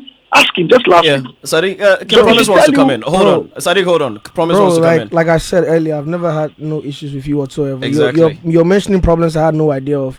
You say they disrespected you when I won an award. I came to the awards. I performed. I picked the award and I left. Whether it was delivered to who or what, the award is in my room, so I don't know anything that happened. You're holding that against me. Fine, you've gone on the internet and you're saying right now on the radio that you really love me and but what you did to me, I'll never do to you. Because you go on the radio, this same person you say you love, you're trying to tarnish my reputation, say so many things about me, and you clearly say, you didn't say Killbeatz, you didn't say anybody, you said that King Promise guy, he this King Promise. I'm like, Sadiq, I haven't even spoken to you, bro. Like, Promise. Even if you're pissed or you're mad, you can always come because I haven't disrespected you directly in any form. And when I heard anything, I spoke to whoever it came from. I'm like, Killer, did you say this? Erasmus, did you say this? Quaps, what did we agree? You're saying 3 Land Cruisers. Quaps said they asked for 2. You're saying we agreed 50K. You were asking for less than that. But that's not even for the radio. That's business. Like I said, it's not even about the money. If we didn't agree on something, maybe it didn't work this time. It can work another time. But regardless the fact that all of that has happened, me waiting pay me be say you go internet, you did radio, you did TV. Where they talk some kind of things about me, where the reality where they promise, I never do anything. Both Sadiq and Promise, both of you hold on. Both of you hold on. Sadiq, hold on. Hold on. Just make allegations. You don't want me to. No, Sadiq. I want you to. I'm gonna let you respond. Hold on. Bro, hold on. Allegation. Hold on. I'm gonna let you respond. Both of you. Now, there is something that I'm gonna bring up, which I think is the bane of this problem. Do you both realize that we wouldn't be here if all these were done by paper, contract, and not telephone conversations? Would you agree? Both of you. We're definitely going to George, hold on. George, you're jumping the gun. If you are asked the question, you would have realized that there's actually a paper that I was shared to his team. I have evidences of it. I can say it to you right now. There was a paper. Was anything everything that was supposed to be done, everybody that was involved in it, there was a paper. There was a paper that was supposed to be. I've sent it to him. Again, like I said, if it wasn't Killbeatz's disrespect, and I've been consistent about Killbeatz and King Promises comes disrespect. So maybe unless he's reporting, somebody came to tell him reported switch, or he listened to it himself and is actually responding. But the point I've made is that, look, this was the 3rd time. Killbeatz is not dead. I'm saying it to him today, that apart from the first time he won the award, the one we delivered to him at the National Theatre few days before BGME, almost 3 years ago. And then there was a year after, when he lost out on Killbeatz, called me and attacked me. Killbeatz is alive, you can ask him. And then on this particular incident, again, Promise is not listening. I've said that my 2 witnesses is Ike and Erasmus. When Killbeatz said that, look, aside whatever issue and everything, you please still go ahead. Because I was going to go ahead, George. I brought my first comes with that promise. And I told them I was going to go ahead without paper. You know, George, I've always told you this. I do not wait for a particular talent to make an impact. I've always made this point. And I was going to move ahead. So how can we move forward? They called me forward? to ask me to move ahead. Yes, now, you made that point. My bane of contesting here, George, is that he Killbeatz again, called and was disrespecting me. Sadiq, now you are repeating. Sadiq, hold on. Now you are repeating yourself. You've said that. It is true. Kim Promise has also spoken. How can we move forward? Kim Promise has expressed himself about the respect he has for you. You've also shown how much you have a lot of interest in him. You're both great talents, good assets for this country. So how can we move forward and bring closure to this matter? To be honest, George, it's up to them. I'm the one that feel assaulted and insulted the 3rd time by Kim Promise's team. And I've actually made my point about it and said that for me, why I said, because of the disrespect, I'm staying in my corner. Case closed. And that's the point that I made. I do not have power over what King promises that or how he becomes. I do not have that. And so for me, I'm still staying in my corner, to be honest, and that's where I can be.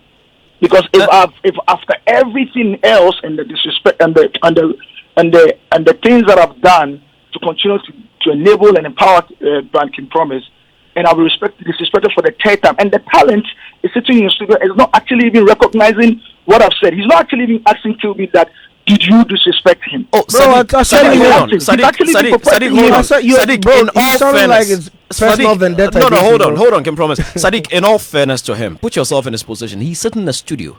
He's not in the house or in the office with the rest of the team to say he's saying this, he's saying this. He's not on his phone to be asking them what you're saying. So let us give him. Hold on, Sadiq. Sadiq, hold on. Sadiq, hold on. Can promise you to hold on. Otherwise, I'm gonna mute you both. George, this is where gentlemen, hold on. Listen, yes, and for me, like I said, Sadiq, hold on. For me, Sadiq, hold on. Look, for me, I am not about. I don't like these kind of banters. I am about solution. So for you, you're saying because of what has happened in the past, which you have mentioned clearly, that disrespect did not come from Kim Promise himself. You have mentioned that. Let us establish that. I want you to ask him if I've ever disrespected him. Yes, no, he's already made that clear. Sadiq, you're there, right? George, you've said I am making the point to you that this is a talent. I have a relationship to you. He's actually mentioned that prior to Killbeatz and the guys, he knew me. You knew I was actually meant to manage him. Exactly, he knows that. We started I know that too. Yes. But beyond that, George, let me just land. Beyond that, I'm saying that even if he hasn't disrespected me directly, he's making the case that I should have called him. But he also could have called and reached out and say, Charlie, Killer disrespect you, but I'm sorry, say this, that. But beyond that, Promise is actually doing an interview, co-signing what I didn't even know the extent of all this thing until I saw your thing on the internet. I had no idea the extent. So if you thought it had gotten that far, where I needed to get involved, because obviously you confirm you go on radio to co-sign what Killer said. Excuse me, bro. Listen, I don't talk business. I don't talk money. I don't talk car. I don't talk nothing. All I talk is go and sing, and I sing, and then my management handles the rest. If you've had a disagreement or you couldn't reach a bargain, you say you know me personally. All you could have done was like, oh, bro, I'm a hard time me. I'll tell them, because I told them, bro, try and make sure that we do this thing for this guy, because I know him. But when I realized that this thing had gone past what it has gone past was when my man was on the TV, on the radio, and was saying so many things. And I saw the tweets first. I was surprised. I'm like, what's going on here? But you could have also told me, just like he said, I should have called you when I didn't even know what was going on. You were saying they've done this to you, that to you from time. It's like there's some anger somewhere, personal vendetta. I don't know what it is, but you chose to jeopardize the relationship you have with me based on the fact that you had an argument with somebody who is not me, even though it's my representative. If Quaps does something in his own power, which because it might not be everything Quaps does that I'll be happy about. I know Killer as well. If anything, I can speak to him. If you guys didn't reach a bargain, that's fine. But don't do what you did to me because I haven't done anything to you. When you find out about my... Bro, have we ever had an argument in my life, bro? We've never had a fight. We've never had an argument. I've always shown you love and respect when I see you, and you threw it out the window, bro. Promise. When you find out about my stance on Killer's disrespect and everything, between then and now, what have you done aside going on interviews? Because you went on the internet to insult me. Of course, but what? Bro, you're older than me, bro. All you had to do was speak to me. But you go on the internet to insult me. You are not actually even admitting that Killer did anything wrong in the first place. Bro, I wasn't there. I didn't even hear the conversation with you and Killer. Yeah, I didn't even hear the conversation with you and Killer. But you're saying this has happened. Bro, at the end of the day, as men, we have a conversation, but you were on the internet to do what you did. Even if there's anything, bro, there's no issue that is not resolvable. Exactly my point. For your experience in the game, bro. If you said it's too much, you know me. I can talk to Killer like, bro, this is our guy, bro. Killer, I beg you, cool down, because he's different from me. But obviously, you're telling me that you were willing, or you are willing to jeopardize whatever relationship you had with me because of that, and you actually go on the internet to tarnish my reputation for something I haven't done to you, bro. And you're saying I should recognize the fact that you spoke to Killer. Have you recognized the fact that you didn't speak to me? Okay, gentlemen, it's okay. Nice one. Yes, Uncle Ken, you want to come in? Yeah, is Sadiq still there? Sadiq is still there. I'm here. Baba. Yes, he's there. Oh, you see the problem you have put me in now. I brought this up because I felt it had been resolved. Obviously, it hadn't. I thought I heard you say some time ago that, that's in the past and we've moved on. I thought I heard you say that some time ago. But from what has just transpired, it wasn't so. And Chief, because I brought this up, one of my nieces has just sent me a message. Yes. And the message she sent me was this. Hey, Uncle Ken, you like violence too much. Can you imagine, Sadiq, you see? Oh, Uncle Ken, there's not that much violence. And I don't like violence. In fact, Sadiq, please, I've just said here that the two of you are people I like and respect so much for your own dispositions, different dispositions that you have. I like the two of you, and I want this ended. Please, Baba, are you playing his music, his videos on 3 Music? Oh, okay, Ken. The videos Because have been, I heard that was on one YouTube. of the things you said you were not going to do. Oh no, but the video has been on his videos. Even his new videos have been playing. Nice. Beyond that, I mean, he's actually also been nominated in the. He was nominated in this year's Nice Music one. Music Thank you, Awards. Baba. So I mean, it's not gotten to that point. But the point I'm saying is that but it was in the face of. I'm glad that my stance regarding whatever his camp has been involved in, particularly with me and Killer, has been registered. Most importantly, I would ask that he engages Killer himself Okay. and ask him, because I'm not from the point I'm aware that I'm actually not the first person Killer and the team have been going on disrespecting in this particular way. Okay. In the ways that are pushing Baba, in their corner. And you Promise have- is aware of some of these antics and behavior from his team. Okay, Baba, you've made that point vociferously since you started the discussion with us. But please, let this end here. The two of you are not guys who look like you should be engaged in this sort of acrimony. And the fact is, I am going to say this, whether you, Baba, that I know, and you know how much I love you, Baba, you, Baba, that I know, I don't care whether you take it or you don't. From all what I have heard, and from you yourself, you keep repeating the fact that you have a problem with Promise's people and not Promise. Yes. Thank you. So between the two of you, Baba, let this end today and let's be friends and move, because the two of you can do so much together with the sort of intellect you both have, Baba, and the drive. Please, okay? That's all I have to say today. George Quay. Yes, Chief. I mean, as a playwright, I mean, usually I like to look at things from these points of view. I understand conflict very well. I engineer conflict in my productions. Let me say that, and I'm very clear in my mind. What's happening here. First of all, I wouldn't even say it's some kind of a miscommunication. I try to put myself. It is miscommunication. I've put myself in Baba's shoes, and I've put myself in King Promise's shoes, and let me put myself in Baba's shoes and come. He has a good relationship with King Promise. Yes. He's been there since the guy started, blowing up, and they have a good relationship. So Yeah, Promise has said you that. would, Yeah. you would expect that someone like that, he wouldn't even have problems when they're having official engagement, right? So in the fits of planning his events, Wildaland, with all the craziness that comes, he's having negotiations with the team, back and forth. He's feeling that some of the requests are a bit, unreasonable, but let me also put. So in that instance, during his interaction with one of the representatives, he's specifically mentioned Killbeatz a number of times, so that's a number of conversation. times, yeah. But let's at least assume that Killbeatz was disrespectful to him. So at that moment, he felt angry about it. Look, this is someone I've known, I have a relationship with, but I'm not even asking for favors. We are negotiating. I'm willing to do this compromises, and you are behaving this way. Like, look, you know what? I want to sever the relationship. But we say the sweetness of the pardon is in the what? Is in the eating. And what It's is in the that? eating. He said he was going to ban King Promise from all his networks. Did he do that? He didn't do that. So it was a moment of Anger. emotional outrage, and we all know that Baba can be volatile like that, and yeah. Uncle Ken has been trying to put a lid on him. So let us first, for me in Islam, we have something when we call the niyyah, the intention. The Yeah. intention is much more bigger than the action. Yeah. So we know that in the fit of rage, he made that statement. Now, King Promise cardinal point was that beyond whatever might have been happening between you and my team, you have a personal relationship with him. You So can take a call, you can take a phone and call me and say, this is what is happening, Charlie, let's resolve it. Yes, he could have done that, but he didn't do that. So King Promise feels that by going online, he broke a bro code.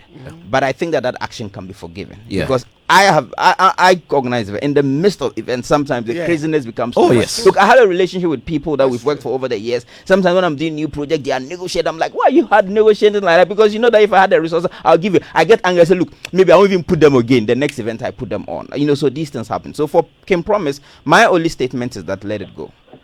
But it's important for the two teams to have a discussion. Baba definitely feels legitimately that he has been slighted by a member of your team, and you cannot discount that, that feeling. I also don't think that you can hold it against Baba that he has something intrinsically against you. No, I don't think that. I think it was because of all that happened at the moment. I don't think that Baba has anything specifically against King Promise. Could he have contacted you directly? Absolutely. Did he do that? No. We do all make mistakes. So I don't think you should proceed from the angle as if he's out there to tarnish your reputation or to you know how things travel, like what he said on the internet. Yes, you know how it travels. Yes, but you know what it's done. Yes, you might not see, but yes, I understand. You know what but it's done. Are you going to calm? Yes, calm. I understand that. No, okay. Now so we're not saying that we should. Baba made a mistake. We all agree that you have a point. In the heat of the moment. Yes, he did what he did. Yes, so we should forgive him. But Baba himself is not even willing to forgive maybe whoever disrespected him. Who might have said this? Who might have said whatever they said? No, in the heat of the moment as well. Hold on. We are getting there. We are getting there. Look, Baba has a very forgiving heart, and I know Baba will forgive before you get off this phone line. So for you, I think you should just do safe. Let's just let it go. No issue with the guy. Yes. No, you don't have an issue, but you are definitely and legitimately so. I'm disappointed. That's why I am. Of course, and it's legitimate. But I have every right to be disappointed because I know this guy. Yes, right. Of course, but there's also I know this guy very well. But there's also a context to what happened. He didn't just wake up one day and say this. There's a context. But would you jeopardize our relationship and my whole career for the fact that you had an argument with somebody? Yes, but he made a point that it wasn't just an instance. He feels that hold on. The last Sadiq wants to come in so that we can make the peace and close this. I know Sadiq is very Sadiq. Hold on, no, Sadiq, hold on for me. Listen, gentlemen, I do not have a lot of time left. If we are not going to both maybe apologize to each other, take whatever we said yesterday back. And Baba, I like what you're doing. You said it in a state of anger, but you haven't even done it. You are still playing his music videos. He was still nominated for the award scheme and everything. So that ban was just a bogus thing to say. So it is okay. Can we just move forward? We're men. And look, everybody is listening. Women too should move forward. Yes, have exactly. So our sex. You understand? Yes, exactly. No, the point I'm trying to make is that even these days, women don't drag issues. Like you put yourself in trouble. No, so women are the ones who drag. No, issues. in those days they used to, but these days they don't.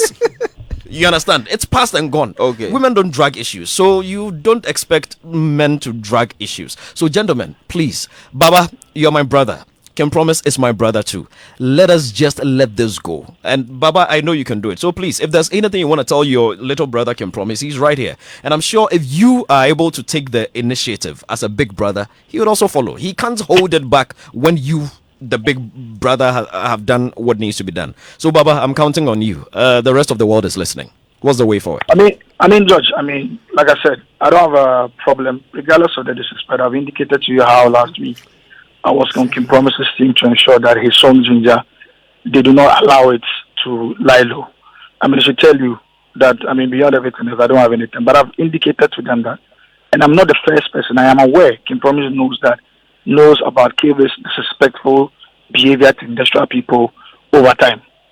He cannot, over time, take himself out of Killbeatz's disrespectful behavior to industrial people. Going forward, what I will expect, and I said to them, I've said to Rasmus and Co is that they need to be able to handle that, because I'm not the only person that I have such a stance against Promise because of Killbeatz's behavior. So for me, I let everything go. Like I said, we never banned King Promise's video. Has been playing. Sometimes even if they do not even send it, we find a way to get it to be co-signed and we play it. He was nominated in the award. You know me, even if I have to book an artist, I have my issues with Shatawale, but I booked him for Wildaland. We had issues. I had my issues with medical, but we booked him for 3 music awards last year. We do not have, myself, my team, all of us do not take these things that far. But it was important that for the first time, some of these things that happen in the background needed to be outed, just so people understand what we go through from talents and their teams. Point well made. Like everybody has said, I'm letting it go. We can move on. We can do our work. Baba, do you also feel that based on the relationship you had, you kind of, would it be nice if you gave him an apology for going on social media instead of making a phone call? No, but I went on social media because I knew that he had actually knew about this. Because when I spoke to Erasmus and Co and all of those things, I know he knew about the issues and what Killbeatz had done. So I had enough basis to go for. So for me to now have to apologize for something that I had reasonable belief that he knew about and was calling them out for, I mean, I don't know why I have to apologize for this, for apologizing sake, George. Understandable. Promise. Baba says he's not holding anything against you. I mean, for him, he just expressed, what he thought ought to be addressed, and he's letting it go, just like everybody say. What do you also say, my brother? Okay.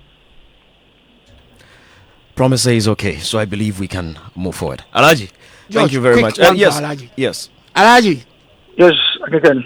Baba, thank you Yes, very again. much. Yeah? Thank you too, Uncle. Okay. Yes, and this is the song that you got to go out there. Baba spoke about it. It's called Ginger. Go out there, listen to it. We'll come back and close our conversation with Kim Promise shortly.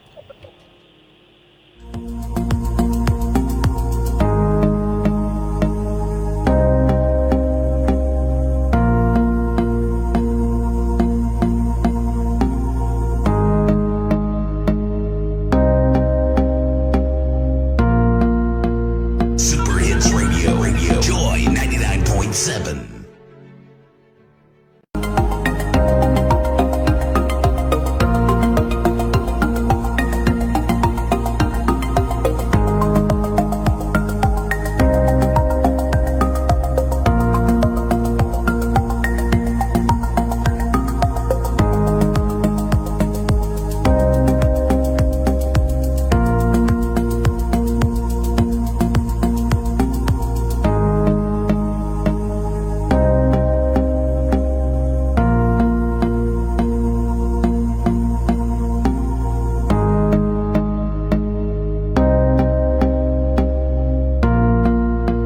Super Hits Radio. Joy 99.7. Super Hits Radio. Joy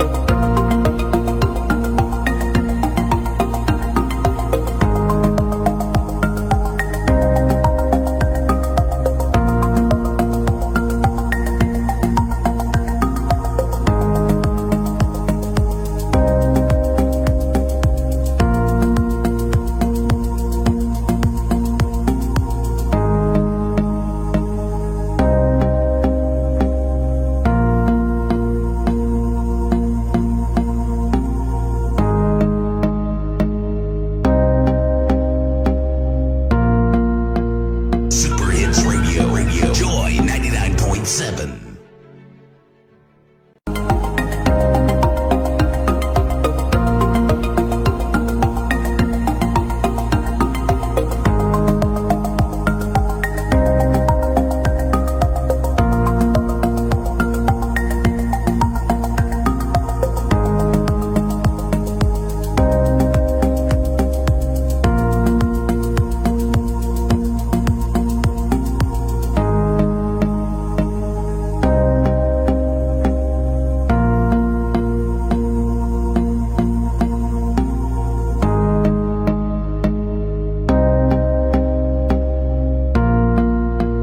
Super Hits Radio. Joy 99.7.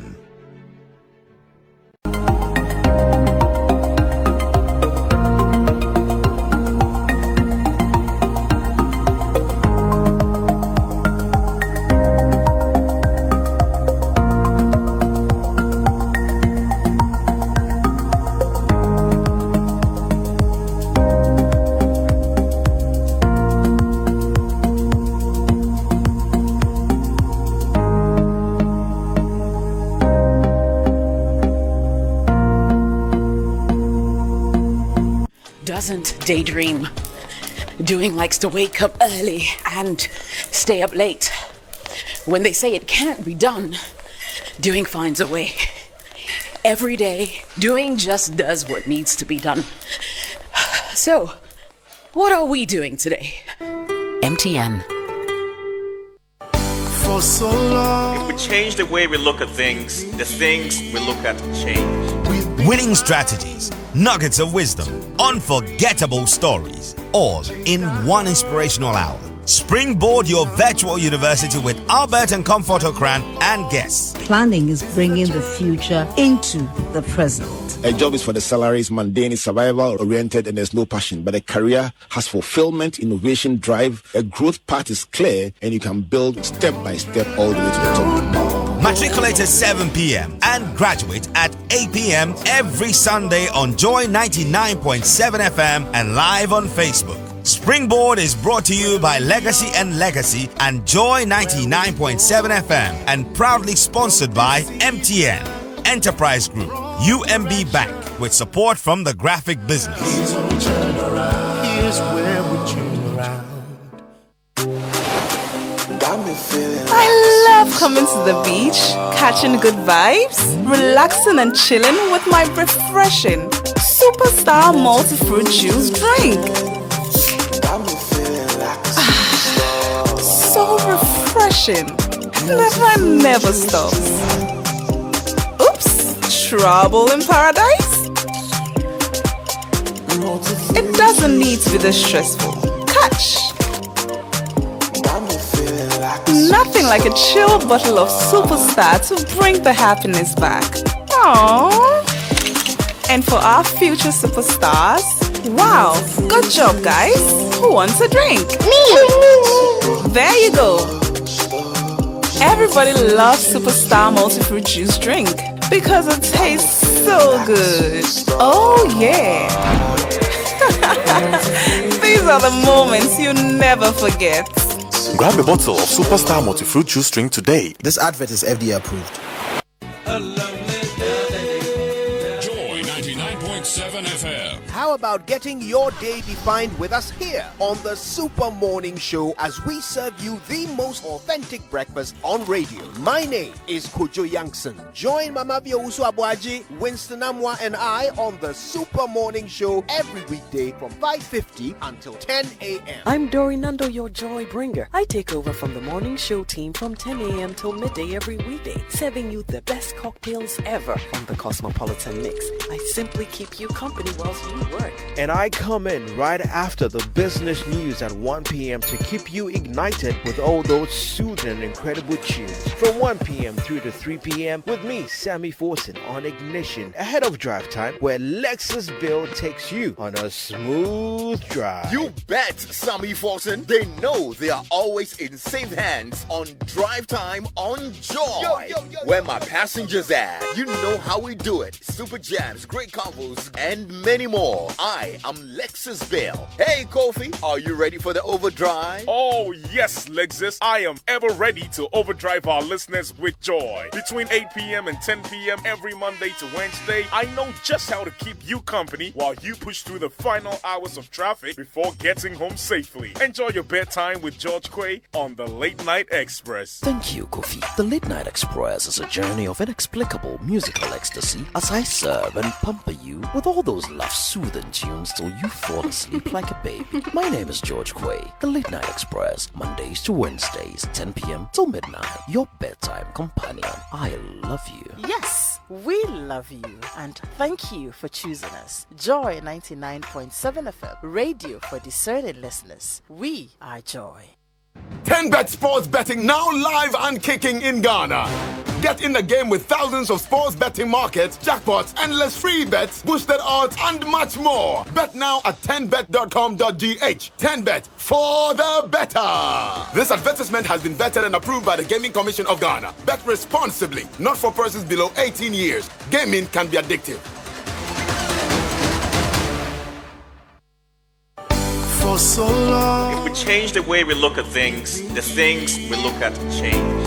Winning strategies, nuggets of wisdom, unforgettable stories, all in one inspirational hour. Springboard your virtual university with Albert and Comfort Okran and guests. Planning is bringing the future into the present. A job is for the salaries, mundane, is survival-oriented, and there's no passion. But a career has fulfillment, innovation, drive. A growth path is clear, and you can build step by step all the way to the top. Matriculate at 7 p.m. and graduate at 8 p.m. every Sunday on Joy 99.7 FM and live on Facebook. Springboard is brought to you by Legacy and Joy 99.7 FM and proudly sponsored by MTN, Enterprise Group, UMB Bank with support from the graphic business. Here's where we turn around.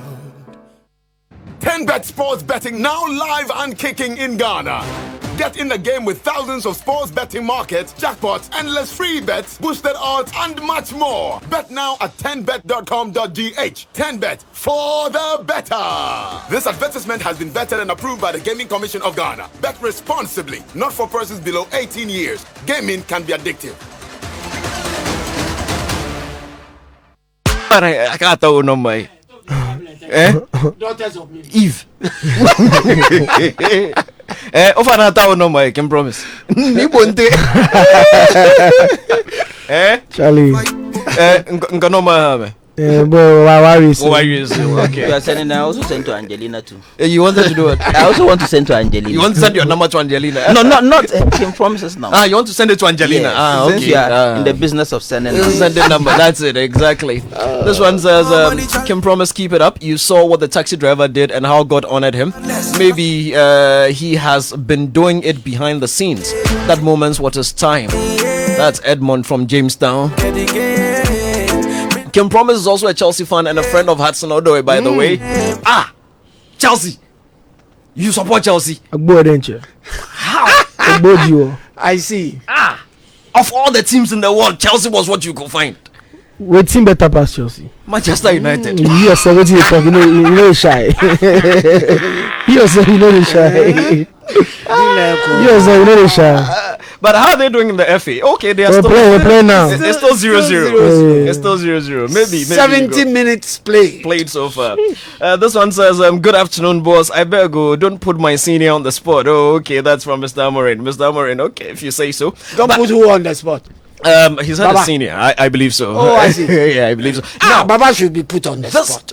Uncle Ken, today is my niece's birthday. Hey. Ikuba Kwe. Yeah. Ikuba is a very Ikuba. Like she's a great girl. She's a great girl. A little shy, but we're going to deal with that shyness pretty soon. Ikuba, happy birthday to you. But tomorrow is also a special day. Tomorrow is my daughter's birthday. Huh? Yeah, my daughter turns 7 tomorrow. And they're all Taurians. That's the most important aspect. Oh, yes. They're all Taurians. Yes. And Taurians are beautiful people. Exactly, they are. We're going back to the phone lines. Hello? Hello? Yes, sire. Yeah, man. Yes, sire. Yes, sir. Am I through to Def Jam Records? This one, you no qualify. Right now, you get Ghana level. Before your call will go through, for scan you well.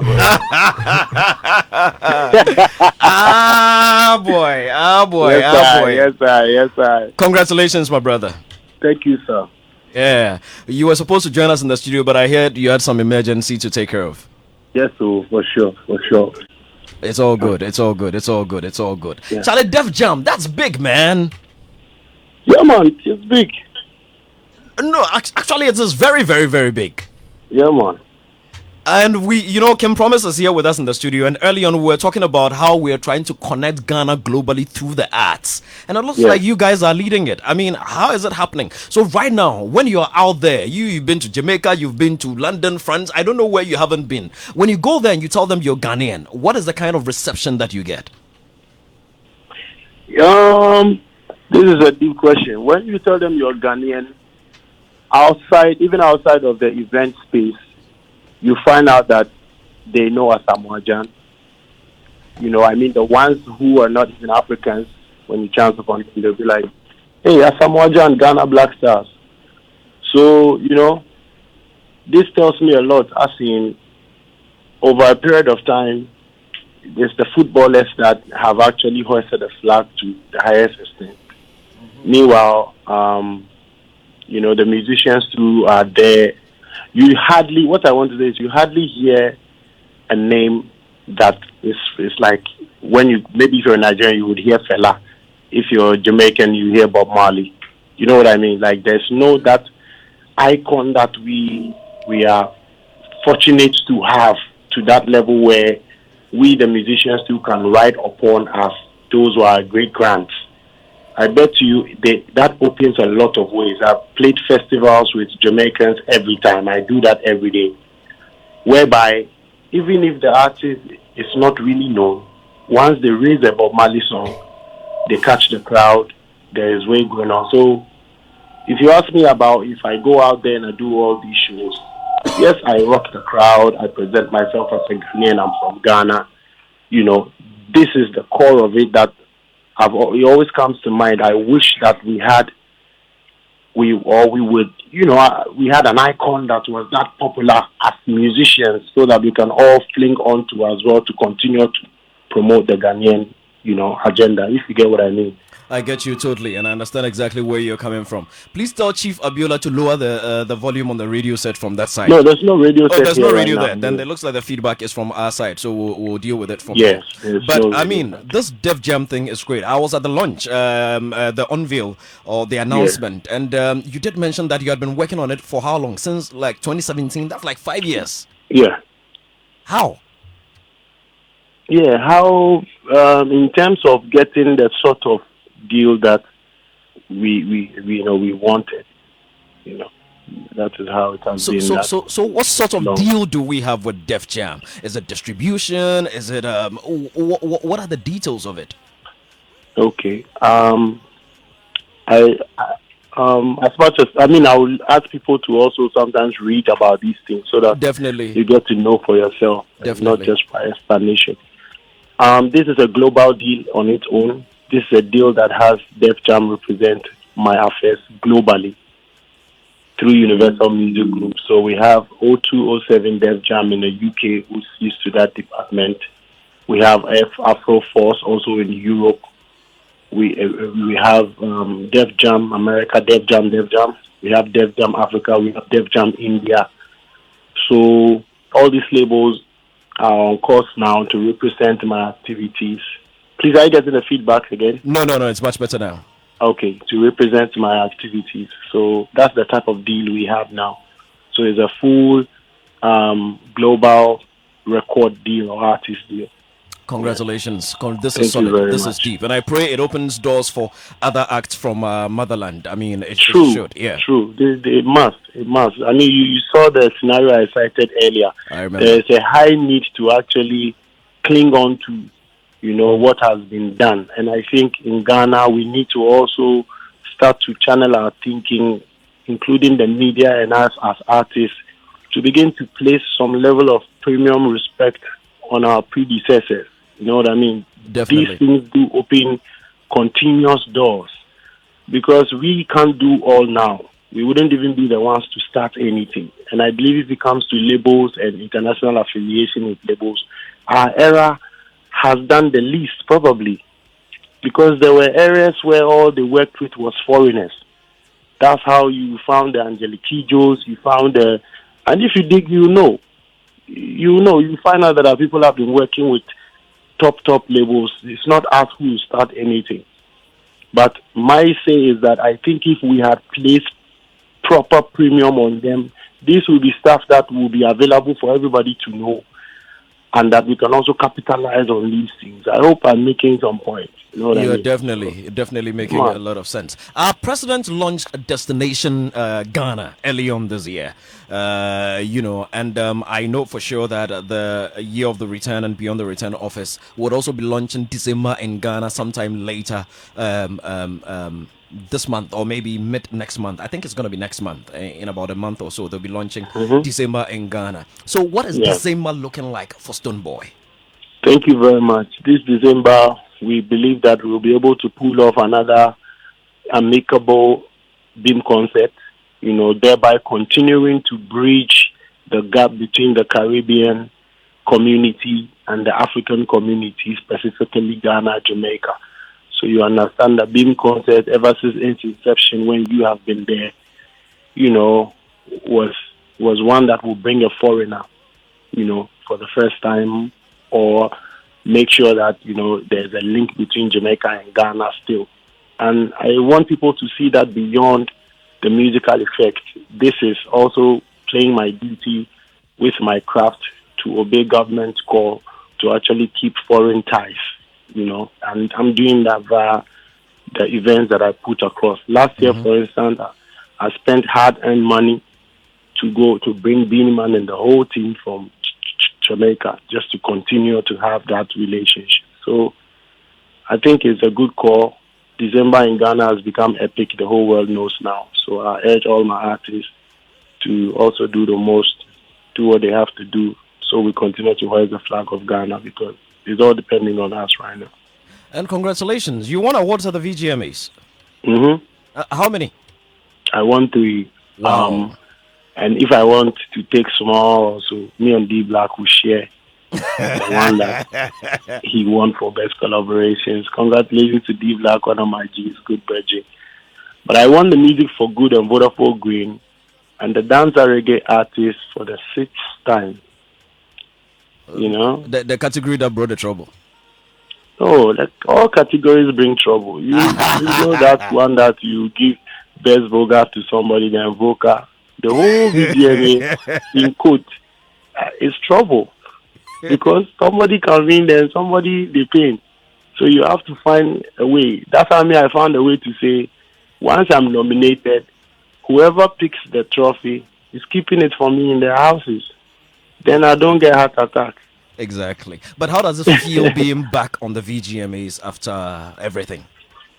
Yeah, it feels very good, to be honest. My first core reason is the fact that this is not even the time, may it never happen that we even spot out of things that involve Ghana music, because I am very, very passionate about continuing to be the musician that I was born to be, and use everything that comes with it to continue to promote Ghana, increase wealth, create opportunities and employment, and a whole lot more to shine light on Ghana. So I will not spot out to the VGMS now or never. But if there are issues, we will continue to speak about them, we'll continue to solve, because this is Ghana music. Exactly. And maybe until I'm dead, God forbid, not so soon, I have to continue to represent. So it gave me a lot of joy to be back, sing for the people, continue to perform the music. And I know next year is going to be bigger and greater. We're going to do more. Yeah. Definitely. Therapy. That's the new jam. Yes. So what is coming after Therapy? After Therapy must be another single or an album, or singles before an album. That is what I believe is going to follow up. Aside that, we have the Assignment to the World coming up as well. Oh, great. And beautiful things. And they say men are not strong enough to handle the truth. So just lie to us. So that makes us feel like therapy. Because imagine they come and tell you something very serious about that your girlfriend that you have spent on top. I say, yes, we won't say what found. So you say, wako confronting and say, is it true? Is it true? You're actually not expecting her to say yes. Because if you say yes, you die. But you still want to know. That's the kind of concept of therapy, Stone, Charlie, thank you very much. You're doing great. You're doing great. If there's any final word that you'd like to give to the fans out there. Thank you very much to everybody listening, to the Uncle Ken, Kim Promise, Uncle himself, the director, the playwright. Thank you, guys. I'm really grateful for the opportunity Kim to Promise, speak to my fans. Sadiq the Worry Kim Promise. Yeah. Oh, no. Industry worry day. So small, we'll manage the worry. So I want everybody to go out and stream. The song is out now, 10 days old. The video's on YouTube. Go watch it and tell me what you think. Big respect to all my fans listening from abroad. We're going to hit road soon on a European tour and stuff. Keep an eye to streaming the song. Let's take it global. One love. Don't go yet. Can promise. How come you and Stoneboy, how many songs do you people have together? It's just about 3, or is it 2? There's your Sexy. Hey, is it Hey Sexy? Then there is Which other one? There's I think there's Sexy, Dede, and then there's Dede. Yes. Massa, why? Two of the finest talents we have around, and just 2 songs. I beg. Kim Promise. We have done 2. Listen, that the Lumba could entry. They have not even done anything. Kim Promise. When are you getting back to the studio with Stonebwoy? I'm putting you guys on the spot right now. Stonebwoy. We have done more. We will do more. Any day, anytime, we'll do more. I beg you. If that is trying to bring about some type of that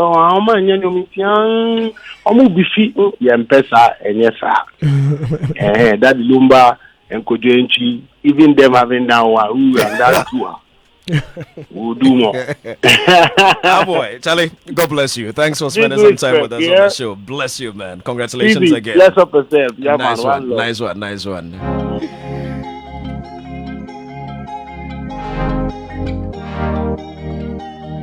Na. Oh, is it because I buy new designer?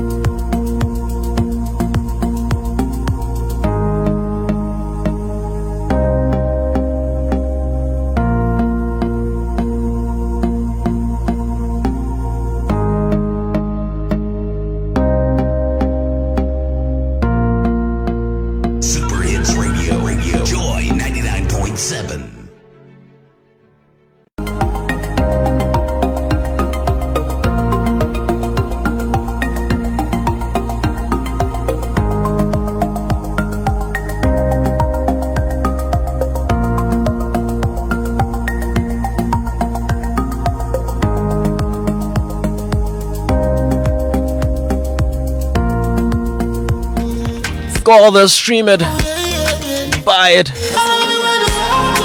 make it your own. If we want to bring some attention to our dear country, we've got to support our acts. Trust me, religion is not going to do it. Politics is not going to do it. Creative arts will do it. Tourism and arts, this is what's going to do it. This is what's going to change Ghana for the better. This is what's going to earn us the foreign exchange that we need to compete globally. The gateway is the arts. Let me say a very special good evening to Honorable Dr. Awal Mohammed, Sector Minister, Tourism, Arts and Culture, and his able deputy, Mr. Marco Krikumante here, and the entire team out there at the Ghana Tourism Authority. Let me come back to the studio so we can say goodbye to my brother Kim Promise. Then we'll have the rest of our convos in-house. Nibonte.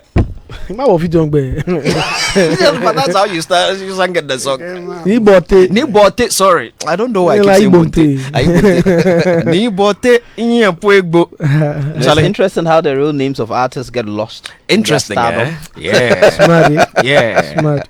Yeah. You know, somebody sent a message on Twitter. I said, "When is your hair growing?" It's part of the brand. If they find out answer, they go chest more. Quite some interesting messages there. This one says, we're very proud of every Ghanaian musician. Can promise always hold the kin down, pure and reality. This one says, Slow Down is a great song. Slow Down is an everlasting song. Yep. And it goes on like that. Yep. Yeah, Charlie, people love you.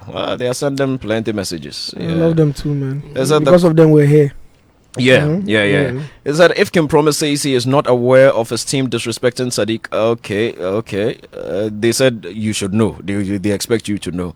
But we've gone past that. That one has been laid to rest, so we are leaving it alone. So what is happening with the rest of the year for Kim Promise? More music. Ginger, my new single out right now. Yeah. The video out as well. On YouTube, you can check it out. After this, I think maybe one more before the project drops, or maybe straight to the project. When is when you say the project? What are we looking? The project is dropping next month. Yeah, next. How many songs? 15. Wow. Yeah. You promised me a few gun songs on there. That's promised. You promised me. Kim promised. You made a promise. I need to see you. We have a conversation. It's important. Yeah, we have a very important conversation. It is important. But yeah, I'll definitely play for you before it comes out. So lovely. We go back and forth. Lovely. What was it with the big shoes? This shoe is not big. I love them, bro. I like fly stuff because I'm a fly guy. You understand? I just like to look good. You know what I mean? And if something looks good to me, I just go. I didn't even think it was gonna become a thing like that. Yeah. Honestly. Yeah. There were the Flyers Balenciagas out at the time. Yeah. And then I thought, oh, this is some nice stuff. Let me get it. I thought everyone was gonna be, oh, he got the Asoma the other way around. I was like looking at the other thing, but at the end of the day, it's all good. It's all love at the end of the day. So yeah, project coming. Definitely Promised Land again this year in December. Last year, crazy, over 5,000 people. Oh, wow. Sold out. I brought everybody. In Promised Land, I don't say the names. It's just Promised Land with Kim Promise. Then imagine you came to Promised Land. Your surprises were Wizkid, R2B, Sarkodie, everybody, Kwesiata. Like I had everyone. This year is even crazier. Then, especially with the project dropping as well. The album dropping is a madness. So I really can't wait. More music. I'm about to go back on tour. I'm doing a world tour starting from Europe. Then we do America, Canada. Then we come back to Africa. Then Ghana. We go end with Ghana. What date are you looking at for Promised Land this year? December 24th. 24th December. Yeah. It's gonna December be in Accra. Yeah. Place to be. It's gonna be tight. Yeah. That's what I did last year. Was 24th. Yeah, I remember very well. Yeah, same night as Samini Experience.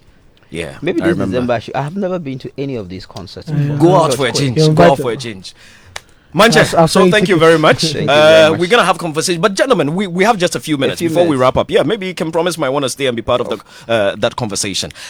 This whole destination Ghana and December in Ghana. Look, what do you make of it? Do you feel Ghana is really ready for the world? Generally, what do you make of the concept as a creative? I mean, well, it's an excellent initiative. Yeah. I mean, for those of us who believe that the creative industry should actually be the biggest earner of our economy, because our natural resources are finite. One day the gold will finish, the cocoa will finish. Well, maybe the cocoa will not finish, but the trees will wither and die, and our oil will finish. So Ghana should ask ourselves the critical questions. If our main export commodities are no longer viable, how will we survive as a country? And I think that should be the thought that comes into every politician's mind. In Africa, we're so spoiled because we have a lot of resources. So we are not challenged to build industries out of nothing, So I feel that making our art, our tourism, our creative industry a huge industry is very important. And it all comes through having a master plan. First of all, you have to create an appetite for your country. And we're doing that, and we're doing that well. But when the people also come, what are they coming to see? Because you can only sustain it, let me use the word hoax for a while. Yeah. If you are not offering enough substance, then a time would come when people would catch up to you. So I think that now we have to also pay attention to the content that we are curating, the concerts that are going on, the experiences that people are having at our destinations. As we have to have a diversity of content, to ensure that when people come, there's a lot for them to engage. But we also have to be very careful in the way we sell our narrative. So it's not as if we are trying to exploit, our painful, colonial history to make money. It should be coming out of a place, out of a good heart, because we want our brothers and sisters in the diaspora to return home, and connect well. And we must educate our people.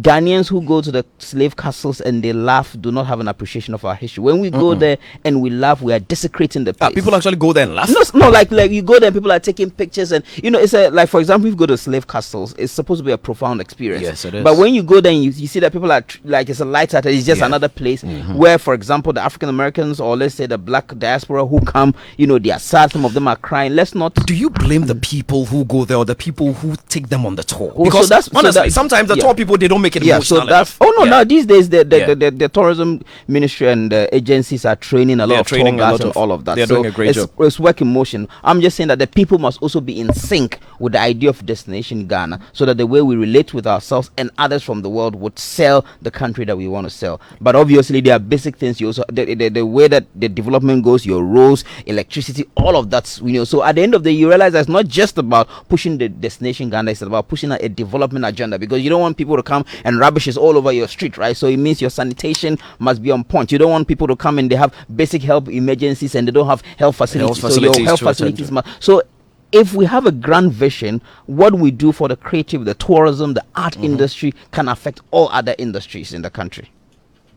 Good point there. Look, Kim Promise, your fan says they want to talk to you, so I'm going to open the phone lines briefly while we talk. It's 0302-216-541, 0302-216-541. The phone lines are open. You can be a part of the conversation. Kim Promise in the studio, you want to talk to him. Uncle Ken, Destination Ghana and December in Ghana. No, nothing more to add from what Chief said. Eloquently espoused. Yeah. I think that's all it is, We're just hoping for the best. I mean, it's a good initiative and everybody accepts that. Yeah. King, when you travel, do you sometimes encounter people who have been to Ghana and they give you feedback about Ghana? It's always good vibes. I've never met someone who came in and they said it was everyone's like the best time of my life. And the funny thing is, I have a lot of friends who hadn't come back before. Yeah. And then I tell them, you need to come back. And then maybe finally when they come back, they don't want to leave. I'm like, I told you. It's happened so many times, countless times. So I feel like it's a great initiative that, that's being, taken upon by the government. And yeah, man, bro, it will surprise you when you travel and you come back home. Home is really home. Like, people say home is where the heart is, but home is really home. Nothing feels like home. You know what I mean? The freedom we have here, the enjoyment, the nightlife is crazy, Charlie. When you did town like this, it's some enjoyment too. Where the hard work today go on, the tired today inside. You know what I mean?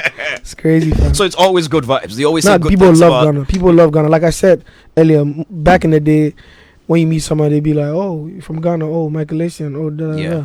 But now the narrative has changed. Like, oh yeah. Oh, Kim Promise. Yeah. It's crazy. Yeah. They will say, "Oh, Kim Promise, Sadiq's friend." Sadiq, talking about Sadiq, he just sent me a message. He says what? He says, Uncle Ken, Wildaland Festival is from 24th to 27th December with major headlines. Then that 23rd to 30th December, because I know BIM concert is on 23rd, Samini Experience is on 24th, Rapaholic is on 25th, and this is the 10th edition of Rapaholic on Christmas Day, and then the rest will follow. And I know the Afrocellas are going to happen. Afro Nation may be coming back. And should I say this one? I know. Yes. There's a conversation ongoing about the possibility of the Global Citizens Festival happening in Ghana. No, that would be great. Yeah. I mean, I think it's high time. It is high time. Let me go to the phone line. Let's see who we have here. Hello. Hello. Thank you. Yes, sir. This is Nipako. Nipako Kewagbasan. Yes. You see, I have one advice for artists. They shouldn't be too removed from dealings when it comes to bookings. They shouldn't leave just their managers to do the dealings, because this is Africa. There is a saying in Africa or in Ghana that Obiya o Papa Odeneka. I am proud to say that I was one of the first, if not the first person, to give microphone to Shatawale. Oh, okay. When Bandana died, Shatawale was coming. So today, if I'm organizing an event and I want Shatawale, and his manager is dealing with me, and let's not forget that Sadiq mentioned that he was aware that King Promise was aware of what was happening. So they shouldn't be too removed from, there should be feedback. They should let the artist know that, oh, Charlie, your auntie B is on the something show, and your auntie has given number for you to be called to, see what you can do about it. They shouldn't be too removed. Fortunately, relationship also matter. So your advice is well noted. But fortunately, relationship also matter. But your advice is well noted. Thank you very much. Let's see who else we have here on the phone line. And I have confirmation that Afro Nation is actually coming back. Oh, wow. I just got confirmation that Afro Nation is coming back from 27th to 31st December. But you see, that's the point I'm also making. I mean, maybe because of my bias, we have it's all great and good that we have all of these, music concerts. But as I said, we need diversity of content. So that's where those of us who are in the theater scene and other experientials that we can create, so that there's a bouquet of experiences. Yes, and, so 0302216541. George, thanks to Uncle Ken for the advice. That's from Renee Aku Apedo inside Dodoa. Hi Joy FM, thank you for resolving this issue. God bless you. To Kim Promise, and greetings to Kim Promise as well. This one says, George, the authority needs to take critical look at our tourism site. There is a lot we can do in preserving and making it worth the time. Infusion of technology and interactive tours are the next phase. Samuel from East Legon, Mr. Jigo, sent that one in. Okay, point well noted. Let me go to the phone line. Hello. Hello. Yes, sir. Name and where you're calling us from. Good evening. Yeah, good evening. This is Moha Fashion calling from Ablekuma. Talk to us, my brother. I want to say shout out to King Promise. May God reward him abundantly. And we are feeling him. He should keep on doing his best. Yeah, and we pray for his guidance from the Lord to guide him, because of he's giving us what the nation wants. We want him as entertainment like that. So you shouldn't mind everybody is for King Promise. That is what I want to tell him. So I wish him all the best. All right, thank you very much. Thank you. 0302216541. Promise, how do you deal with girls? I have a girl. I've been seeing some of the pictures, and every time you're in a picture with ladies, they're in bikinis and all these. How do you manage fans, it? It's all love, and I like to show love back to my fans, because if not for them, we won't be here. Do you know what I mean? But I'm level-headed. Like, I know who I want, so I'm not all about the extra stuff. Yeah, you're a one-woman kind of guy. Be cool. I get my wife. I do cool. You get your wife. Wife, you said. You want him to say it I'm loud. No man, no. Because at the start of the conversation, he said he wasn't married. I'm not married, though. Hello. Hello. Hi. Your name and where are you calling us from? I'm Oti Boateng from Tema. Oti, been a while. How are you doing, my brother? Fine. Nowadays, I'm change. Sometimes it not come true. Forgive us. It go be. Don't worry. It go be. Talk to us. I think Can Promise to do well, but I want them to be like now as they appointed this guy, this football guy as a tourism. As for King From, I want the government to appoint him as a tourism ambassador. And I want to urge them, if any week they travel, they do the show, they should announce that anyone must go to this site of tourism center. If you go, you can have this, you can have this. They should know it. As a musician and stars, they should know our tourism centers, our tourism places, and they should know it and tell people that if they are playing show, come to Ghana, this site is there. Come to Ghana, you can go to Addulai. Come to Ghana, you can go to Akosombo. They should let other people know about Ghana. They should teach Ghana. Yeah. Because it will help us a lot. Because they are doing the best. They have traveled to abroad and do the shows and stuff. They should add to it so that we can see that they are promoting Ghana. They can push them tourism ambassadors.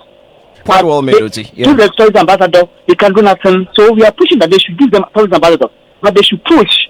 Any place they go, they should know about Ghana tourism. The places we must go, things they should know. The musician must know. Sometimes we ask any musician, we don't know a lot about tourism in Ghana. The mountains, the rivers, and the roads and the stuff, they don't know. Yeah, I think your point is clear. They will, and then they'll. Yes. I beg you, each week have some segment for tourism place. We should visit. Okay, we'll do our best to visit a place each week. We'll try. Thank you, my brother. Thank you. Hello, let me see who else I have here. Hello. Yeah, hello. Hi. Finally, a female voice. That's good. Your name and where are you calling us from? I'm a daughter of Eve, and I'm calling from Tamale. A daughter of Eve calling from Tamale. I love that. That's the name you gave us, George. Oh no, you know what I mean. You know what I mean. You engineer conflict. Look, this time we will come at you big time. Oh, we don't mean it in a bad way. We are sons of Adam. Are we not sons of Adam and you are daughters of Eve? It's not derogatory. It's what it is. We are all women. We all came from Adam and Eve. We are the stock. So we are sons of Adam. You are daughters of Eve. We don't mean it in a bad way. I hope it's fine. Yeah. I like to confirm it, but in a good way. Sure. Yeah, in a good way. Not that no. Professionally. Look, friends, your time will come, okay? You will read that out, but very soon. Market. This year, Afrobeat, we won't say anything. They should keep on going on until one day all the artists will come together and demonstrate against them, so that they will know that it's your career they're playing with. They should keep the money and other things to themselves, but people's careers depend on this. Man, you are good. Your voice is seductive. It's sweet. It's orgasmic. Keep it up. You will win this award. You will win it. Keep it for me, okay? Bye-bye. Thank you. But it's not like Queen Promise is living his life to win. He's living his life. No, he's living. Yeah, who do we have on the line? It's not as if that is a validation anyway. Yes, sir. Your name and where you're calling us from? Nana Kwesi, talk to us. George. See. Yeah, when you see you come and say you. So you advertise that somebody should come to your country. We have nice places. It's true. And we all know that we have bad maintenance culture. A lot of things is not right. So they come and they experience these places. And then what? Is it just for the coming fun of it? And we will say that, this number of people came to the country and this was the money that came, that was generated. And then what? Is that all? Because to me, it looks like that is all. That idea to see and say, this number of people come to the country. Is that all? Or they are really doing something that if the person come and leave, the person will want to come back again and probably do something better. Good evening. Okay, good evening. Thank you for your thoughts. We'll pick one more caller, then we'll bring our conversation to a close. Just one last caller, and then we'll bring it to a close. Okay, all right.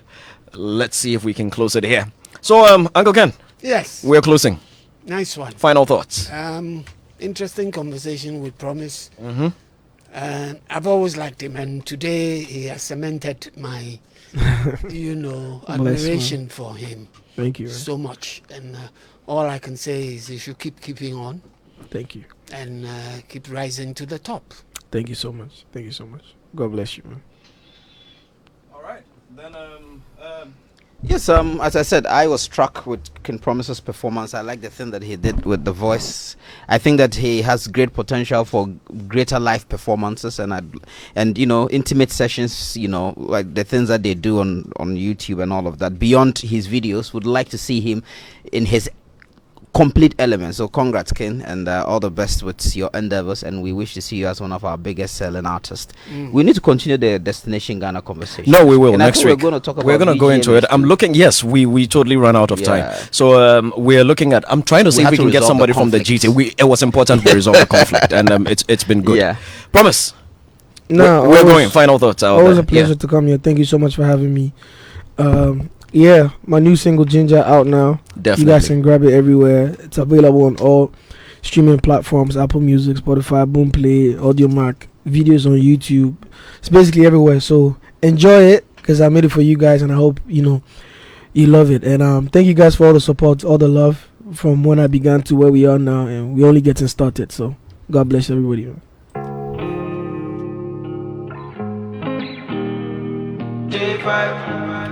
That's the song, Ginger.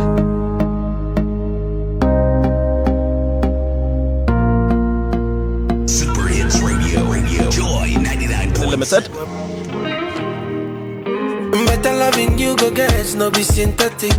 Now, doing what makes the difference between dreamers and world changers? Doing is what makes the difference between dreamers and world changers.